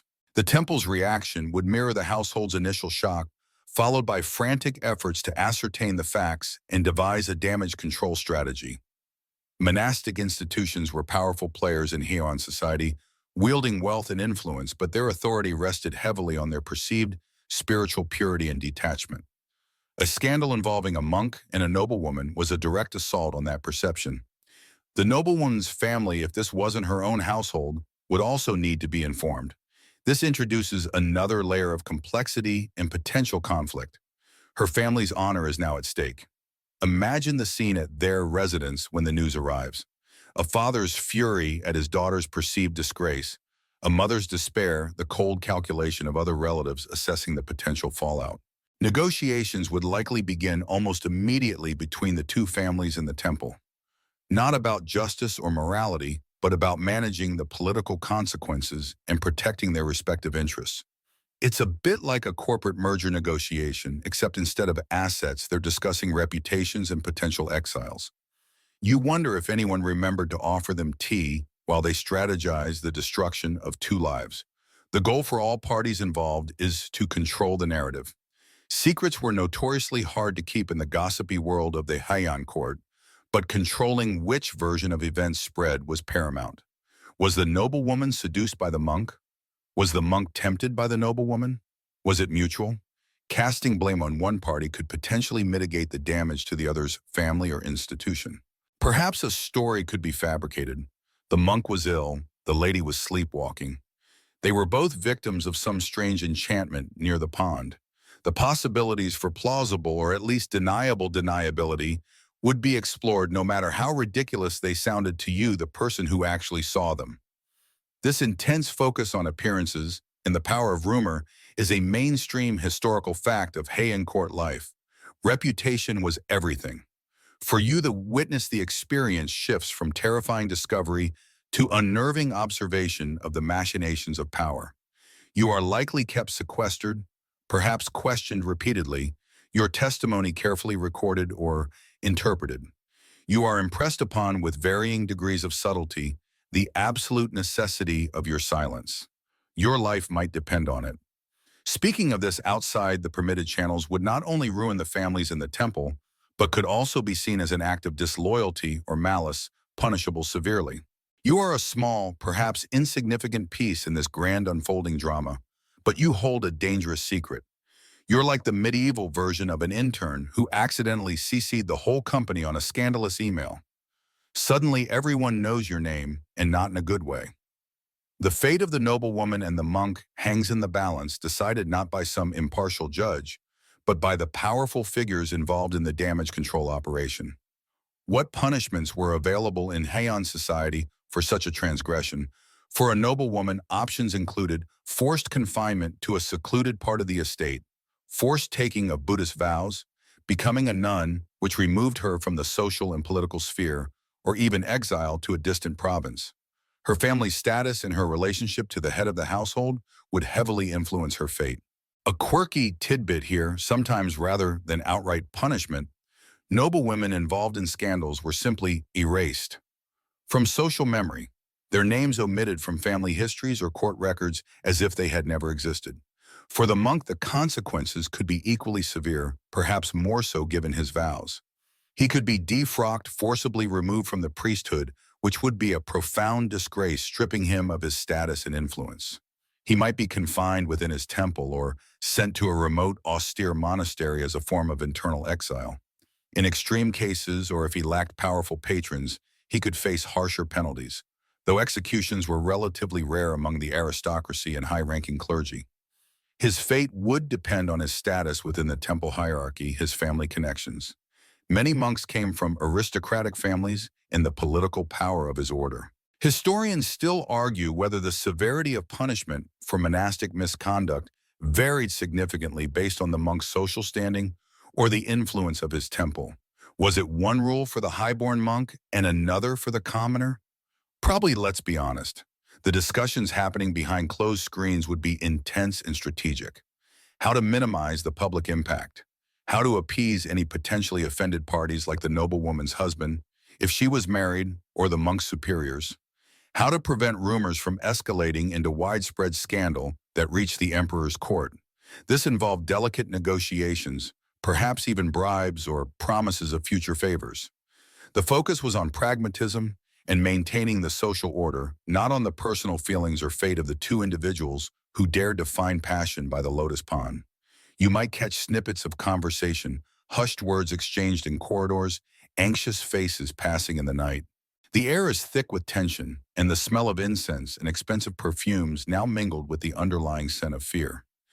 You realize that your position, while perhaps not immediately life-threatening, is precarious. You are now tied to this secret. Your silence is bought or perhaps enforced by the very people trying to bury the scandal. Your future depends on their success in making this not happen, or at least making it seem like it didn't happen. You start practicing your best innocent face, the one that says, "Lotus Pond, never heard of it, nudity? Is that a new kind of silk?" The following days or weeks would be a period of intense uncertainty. Measures would be taken to ensure the silence of all witnesses. Those involved in the initial discovery might be reassigned, sent away, or subtly threatened to ensure their discretion. The story, the controlled version of events, would begin to circulate, carefully crafted to minimize damage. Perhaps the noblewoman was taken suddenly ill and has retired from social life. Perhaps the monk was called away on urgent spiritual duties to a remote temple. Lies carefully constructed and maintained become the new reality for those outside the inner circle. Meanwhile, the garden itself would return to its serene appearance. The pond would still reflect the moonlight, the lotuses would still bloom. But for you and for anyone else who knew the truth, it would forever be marked as the site of a forbidden encounter, a place where the rigid rules of Heian society were momentarily spectacularly broken. It's a strange contrast, the enduring beauty of nature and the fragile, often hypocritical constructs of human society. The pond doesn't judge, the flowers don't care. They just exist while humans tie themselves in knots over rules about who can be naked with whom and where. It makes you wonder if maybe the pond had the right idea all along. This whole event underscores how profoundly different the priorities of that era were compared to ours. It wasn't just about personal morality, it was about family honor, political position, and the stability of the social hierarchy. An individual transgression could have far-reaching consequences, rippling outwards to affect entire networks of relationships and power. It's a sobering thought that a moment of passion could lead to such widespread upheaval and potential ruin. You certainly wouldn't want to be the historical equivalent of the person who left the office photocopier jammed with the evidence. You continue your duties, whatever they may be, with a newfound awareness of the hidden currents beneath the smooth surface of courtly life. You've seen the mask slip. You've seen the fear and fury that lie beneath the elegant robes and poetic exchanges. And you understand now, in a very real sense, the precariousness of life in this beautiful, dangerous, and deeply secretive world. Your silent observation of the ensuing scandal management has taught you more about the true nature of power in society than years of formal training ever could. And it all started with a quiet stroll by a lotus pond on a moonlit night. You'll probably avoid that pond from now on, just in case. The immediate storm of panic and hushed activity eventually settles not into calm, but into a heavy, oppressive silence. The initial chaos of the pre-dawn discovery, the shock, the furious whispered conferences, all give way to a different kind of tension. It's the tension of waiting, of decisions being made behind closed doors, decisions that hold the power to shatter lives. You exist on the fringes of this, a reluctant witness, but you are acutely aware of the palpable fear that still hangs in the air, thick as the morning mist that sometimes clings to the lotus pond. You aren't privy to the inner sanctum where the fate of the noblewoman and the monk is being deliberated, but you see the signs of the struggle, the strain on the faces of those involved. Days bleed into weeks. The usual rhythms of estate life resume, a fragile facade maintained for the outside world. But beneath the surface, the undercurrents of scandal and negotiation churn relentlessly. Messengers come and go discreetly, often arriving or departing at odd hours, their faces masked with practiced impassivity. You see the heads of different branches of the family meeting, sometimes joined by somber-looking figures from the monk's temple. These aren't polite social calls. The atmosphere is brittle, charged with unspoken threats and compromises. It feels like watching a high-stakes game of Go, where every move could determine not territory on a board, but the future and reputation of powerful families and religious institutions. The fate of the noblewoman is perhaps the most immediate concern within her household. She is, you understand, confined to a secluded part of the residence. You don't see her, but you imagine her there, isolated, stripped of her rank, and perhaps even her dignity, waiting for others to decide her future. The discussions about her would be agonizing for her family. How to punish her severely enough to appease offended parties and maintain family honor, but not so severely that it causes irreversible harm or attracts further unwanted attention. Was she married? If so, her husband's family would also be involved, their outrage and demands needing to be carefully managed. Imagine the layers of complex, interwoven relationships that are now frayed or broken by the single act by a pawn. It's less like a simple affair and more like a historical version of setting off a chain reaction in a perfectly organized Jenga tower. The options for punishing a noblewoman in high-end society were limited yet devastating. One common fate was forced tonsure and confinement to a nunnery, or taking vows within the family estate, effectively removing her from the social and political world. This was often framed publicly as a voluntary act of piety, a withdrawal from the corrupt world, but everyone understood it was a form of exile. Another option was confinement within the estate itself, perhaps to a remote villa or a set of rooms where she would live out her days in isolation, rarely seen by anyone but trusted servants. Outright exile to a distant province was also possible, though this was often reserved for more serious political offenses or perhaps cases where the family wanted to completely erase the individual. The decision would hinge on the noblewoman's own rank, her family's power, her husband's position if married, and the severity with which her transgression was viewed by the various parties involved. A mainstream historical fact. Forcing noblewomen to take Buddhist vows was a common method of social and political removal in the Heian period, effectively neutralizing them as players in the secular world. Meanwhile, the monk's situation is being handled with equal, if different, intensity. His temple would be desperate to contain the scandal as it reflected poorly on the entire institution.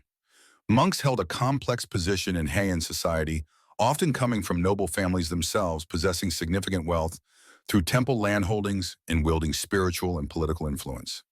A monk caught in such a flagrant breach of his vows was a liability. The abbot and other senior monks would be involved in the discussions, likely trying to find a solution that preserved the temple's reputation as much as possible. Was he a well-connected monk from a powerful family, or a lesser figure? This would undoubtedly affect the severity of the temple's reaction. The temple's internal justice system, while perhaps less public than the secular one, could be equally harsh. Defrocking was a possibility, but did a public shaming that stripped the monk of his spiritual authority and social standing.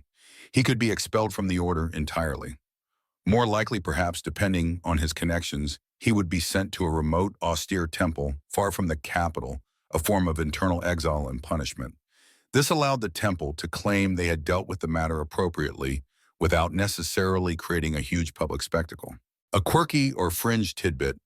Sometimes monks who committed transgressions were sent on seemingly pious but incredibly arduous pilgrimages to distant sacred mountains, effectively getting them out of the way and punishing them simultaneously.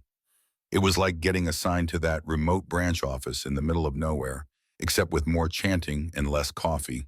You, the observer, catch glimpses of the process. You might see servants packing chests, hear hushed discussions about travel arrangements, perhaps for a difficult journey to the north or east. You might overhear a fragment of conversation mentioning a specific temple known for its strict discipline. The details are pieced together slowly, like trying to assemble a mosaic from a few scattered tiles. The tension in the air is a constant reminder that something significant is happening, something that goes far beyond the simple act of two people being caught together. The negotiations are not about right or wrong or even about the emotional impact on the individuals involved. They are about reputation, about maintaining alliances, about preventing a localized scandal from metastasizing into a major political crisis. Families calculate the potential damage to their own standing, the impact on future marriages, on court appointments, on land holdings. The temple leadership assesses the threat to their influence, their relationship with the court and other powerful families, their spiritual authority. It's a ruthless, pragmatic process devoid of sentimentality. You realize that in this world, societal rules and appearances often trump personal feelings or even justice. It feels a bit like watching a boardroom meeting where they're discussing layoffs, except the employees being discussed are actual people whose entire lives are about to be drastically altered. Historians still argue whether the specific punishments for such affairs were strictly codified or if they were highly variable dependent on the status and connections of the individuals involved and the power of the family's institutions negotiating the outcome. Was there a formal system, or was it more about powerful people cutting deals to protect themselves? The evidence is often scattered, found in diaries, court records, or temple histories, and interpretations can vary wildly. It's hard to know if there was a standard operating procedure for caught naked in garden incidents, or if it was a case-by-case improvisation depending on who you knew and how much influence you had. Probably the latter, let's be real. You might notice a shift in the atmosphere surrounding the garden itself. The area might be avoided by many as if the scandal left a tangible stain. Servants might seem reluctant to go near the pond after dark. The beauty remains, the lotuses still bloom, the water still reflects the sky, but the place is irrevocably changed in the collective memory of the household. It's no longer just a pleasant garden. It's the site of disgrace, a silent monument to broken rules and shattered lives. You yourself might find yourself taking a wide detour to avoid it, a small, instinctive reaction to the weight of the secret it holds. The decisions are eventually made. You don't hear the official pronouncements, but the changes become apparent. The noblewoman disappears from sight entirely. Perhaps there are hushed whispers about her having fallen gravely ill and retiring from the world, entering a nunnery. Perhaps she is simply never seen again, confined within the estate walls, her existence acknowledged only by a few trusted attendants. Her social death is complete regardless of the specifics of her physical location. For all intents and purposes, she is gone from the world you inhabit. The monk's fate might be similarly veiled in secrecy. Perhaps there's news of him being reassigned to a remote temple for intensive spiritual training. Perhaps he simply vanishes from his usual haunts, his absence explained away with vague references to pilgrimage or scholarly retreat. His defrocking, if it occurred, might be an internal temple matter, not a public spectacle. The goal is quiet removal, minimizing the ripple effect of his transgression. His identity as a monk, his connection to a powerful institution, ironically provides a level of protection from the most public forms of secular punishment, but subjects him to the severe, albeit often private judgment of his order.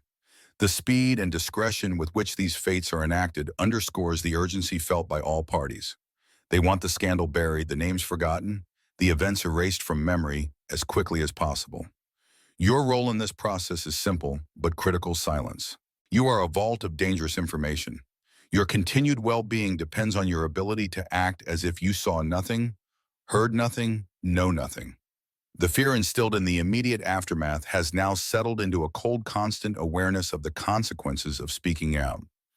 You are a small cog in a very large, very discrete machine designed to maintain the illusion of perfection and order. The process of deciding and enacting their fates is a stark lesson in the power dynamics of Heian society. It reveals the complex interplay between family honor, religious authority, and political influence. It shows how individuals, even those from noble backgrounds, could be sacrificed on the altar of collective reputation. It's a reminder that beneath the exquisite poetry, the elegant robes, and the carefully curated gardens lay a system of rigid rules and harsh consequences for those who dared to step outside the prescribed boundaries. You wouldn't trade places with either of them for all the gold in the world. You might have stumbled upon a secret, but at least your life isn't being debated in a room full of furious relatives and solemn-faced monks. You continue your life, whatever that entails, within the estate hierarchy, forever marked by what you witnessed. The lotus pond remains silent and serene, a beautiful backdrop to a brutal truth. The scent of blooming lotuses might forever carry a faint, unsettling undertone of fear and secrecy for you. The world of the Heian court, once perhaps seeming a distant realm of beauty and refinement, now feels intimately, terrifyingly real. You've seen the messy, desperate measures taken to preserve its carefully constructed facade, and you understand with chilling clarity that the price of maintaining that facade can be extraordinarily high for those who break its rules. The heavy air of negotiation and consequence eventually thins, not disappearing entirely, but settling into a constant background, hum like distant cicadas. You only notice when everything else goes quiet. The immediate crisis has passed, the decisions have been made, and the chosen fates enacted with brutal efficiency and secrecy. Life on the estate returns to something superficially resembling normalcy, but it's a normalcy forever tinged with the memory of that dawn by the Lotus Pond. The secret, once a sudden, shocking revelation, transforms into a shared burden, unspoken but understood by everyone who was aware of the incident. You are now a part of this circle of silence, bound by the implicit and likely explicit understanding that to speak of it is to invite disaster upon yourself. You learn to navigate the estate with a new kind of awareness. You see the spaces differently. The Lotus Pond, once a place of simple, natural beauty, is now a landmark of shame and consequence. The paths you walk, the corridors you traverse, all feel subtly altered, imbued with the knowledge of what transpired and the lengths gone to bury it. You might notice subtle shifts in the household dynamics, perhaps a new cautiousness among certain servants, a heightened sense of vigilance among the higher ranks. The air itself seems to hold its breath sometimes, as if fearing that a careless word might unleash the dormant scandal. The silence isn't just an absence of sound, it's an active force. People learn to communicate without speaking, using glances. Averted eyes or carefully neutral expressions when the subject is even remotely approached, which it almost never is, of course. You become adept at this language of evasion. If someone accidentally makes a reference that could be construed as related, there's a collective instantaneous shift, a freezing of expression, a quick change of topic. It's a performance of collective amnesia, rehearsed and perfected out of necessity. You wouldn't want to be the one to break character. The consequences are too high. It's like being part of a really intense, really long-running improv show where the hidden rule is never mention the elephant in the lotus pond, and the penalty for failure is, well, let's just say it's worse than getting booed off the stage. The incident leaves a lasting mark on you. You've seen firsthand the stark reality beneath the refined surface of high-end society. You've witnessed how easily individuals, even those of high status, can be erased or confined when they threaten the delicate balance of power and reputation. The world you thought you understood, a world of poetry, aesthetics, and strict social hierarchy, now has a darker, more pragmatic dimension. You understand that the elaborate rules aren't just about manners, they're about control, and the penalties for breaking them are swift and severe, even if they are enacted behind closed doors.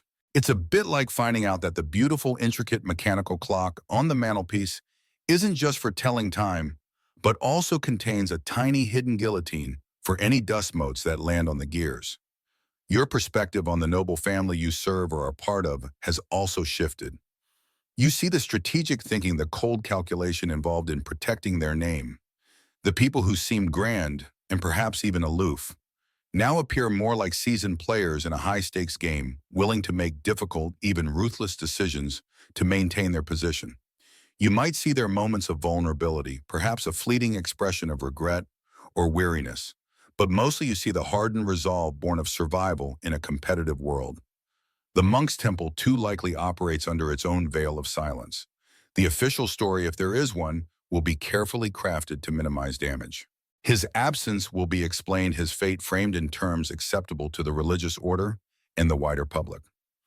The relationship between the temple and the noble family, strained by the incident, would likely be repaired through careful diplomacy and mutual assurance of discretion. It's all about appearances, all about maintaining the illusion of propriety. A mainstream historical fact in Heian, Japan, maintaining face or public reputation known as menboku was paramount for noble families and institutions, often leading to the suppression of scandals through discreet means. The quirky or fringe tidbit related to this silence is the potential for rumors, whispers that spread like wildfire despite everyone's best efforts. While the official line might be silenced, the human desire to gossip is strong. Perhaps faint echoes of the story filter out distorted and exaggerated told in hushed tones in marketplaces or among low-level servants far from the main estate. These rumors, even if inaccurate, serve as a kind of background noise, a reminder that secrets, even carefully guarded ones, rarely remain completely contained. It's the Heian version of the internet finding out something juicy. Even if the official sources are silent, the unofficial channels are buzzing, albeit much more slowly, and with the very real risk of losing your head. You live with the weight of this knowledge daily. It shapes your interactions, makes you more cautious, perhaps even a little jaded. You understand that the beauty and elegance of the Heian world, so often celebrated in poetry and art, is built upon a foundation of strict control and harsh consequences. You appreciate the elaborate gardens and the exquisite silks, but you also see the invisible walls. They represent the boundaries that cannot be crossed without severe repercussions. It's like admiring a beautiful ornate cage. You can appreciate the craftsmanship, but you never forget it's still a cage, and you've seen what happens to those who try to fly through the bars.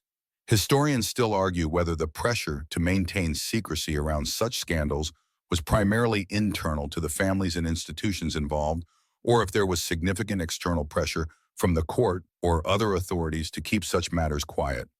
Was it self-preservation, or was it enforced by higher powers who wanted to avoid any disruption to the social order? The records are often deliberately vague, making it difficult to definitively say whether the silence was a chosen strategy or a mandated response. It's hard to tell if they were cleaning house because they wanted to, or because the emperor's office gave them a stern look and a metaphorical mop. The long-term impact on the estate itself might be subtle. Perhaps the Lotus Pond becomes less of a gathering place. Maybe a certain wing of the house is rarely used. The physical spaces might retain the echoes of the event visible only to those who know the story. Life goes on, harvests are gathered, ceremonies are held. The seasons change, but the undercurrent of that morning remains. It's a historical scar on the landscape and the collective memory of those who were there. For you, the observer, the lessons learned are profound. You understand the power of reputation, the rigidity of social roles, and the unforgiving nature of transgression in this society. You've seen the price of passion and defiance, and it's a heavy one. You've also learned the survival skill of silence, the art of knowing what you know, but acting as if you don't. This knowledge, while potentially dangerous, also gives you a unique, if unsettling, perspective on the world around you. You see the strings being pulled, the unseen mechanisms that keep the elegant facade intact. The weight of the secret doesn't necessarily crush you, but it becomes a constant companion. It's in the back of your mind when you see the Lotus Pond, when you hear gossip about other households, when you observe the interactions of the powerful.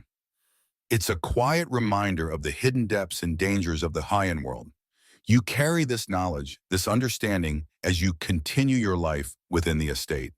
The beauty of the world remains, the poetry is still written, the ceremonies are still performed, but for you they are now overlaid with the somber understanding of the fragile, strictly enforced order that underpins it all. You've had your glimpse behind the curtain, and you can never quite unsee it. The memory of that morning, the nakedness, the fear, the furious whispers, the subsequent silence and removal, it all blends into a single enduring impression. It's a reminder that history isn't just about grand emperors and famous battles. It's also about the hidden lives, the broken rules, and the secrets buried beneath the surface. And sometimes it takes stumbling upon a scene by a lotus pond at dawn to truly understand the complex, often brutal realities of a seemingly elegant world. You close your eyes, the memory still vivid, the silence still heavy, the scent of lotuses in your imagination, carrying that faint, unsettling note of history's hidden truths. Hey guys, tonight we eased our way into the refined, complex, and sometimes surprisingly brutal world of Heian, Japan. We stumbled upon a scene by a lotus pond that frankly you probably wouldn't survive encountering yourself back then, at least not without learning the swift art of keeping your mouth shut. We've seen the delicate balance of power, the rigid social rules, and the lengths people went to in order to preserve face and reputation. So before you get comfortable, take a moment to like the video and subscribe, but only if you genuinely enjoy what I do here. And if you're still awake, maybe drop a comment with your location and the local time. Now dim the lights, maybe turn on a fan for that soft background hum, And let's ease into tonight's journey together. The air is cooling, the sounds of the estate are settling into the quiet rhythm of the night. The images of the elegant gardens, the whispered secrets, the weight of history, let them soften around the edges. The strict rules and harsh consequences of that distant era fade now, becoming just a story carried on the wind. There's nothing left to fear from centuries past as you drift towards sleep. The lotus pond is still the moonlight gentle. Breathe in, breathe out. The weight of the secret, the tension of the past, it all dissolves into the night. Just quiet now. Rest.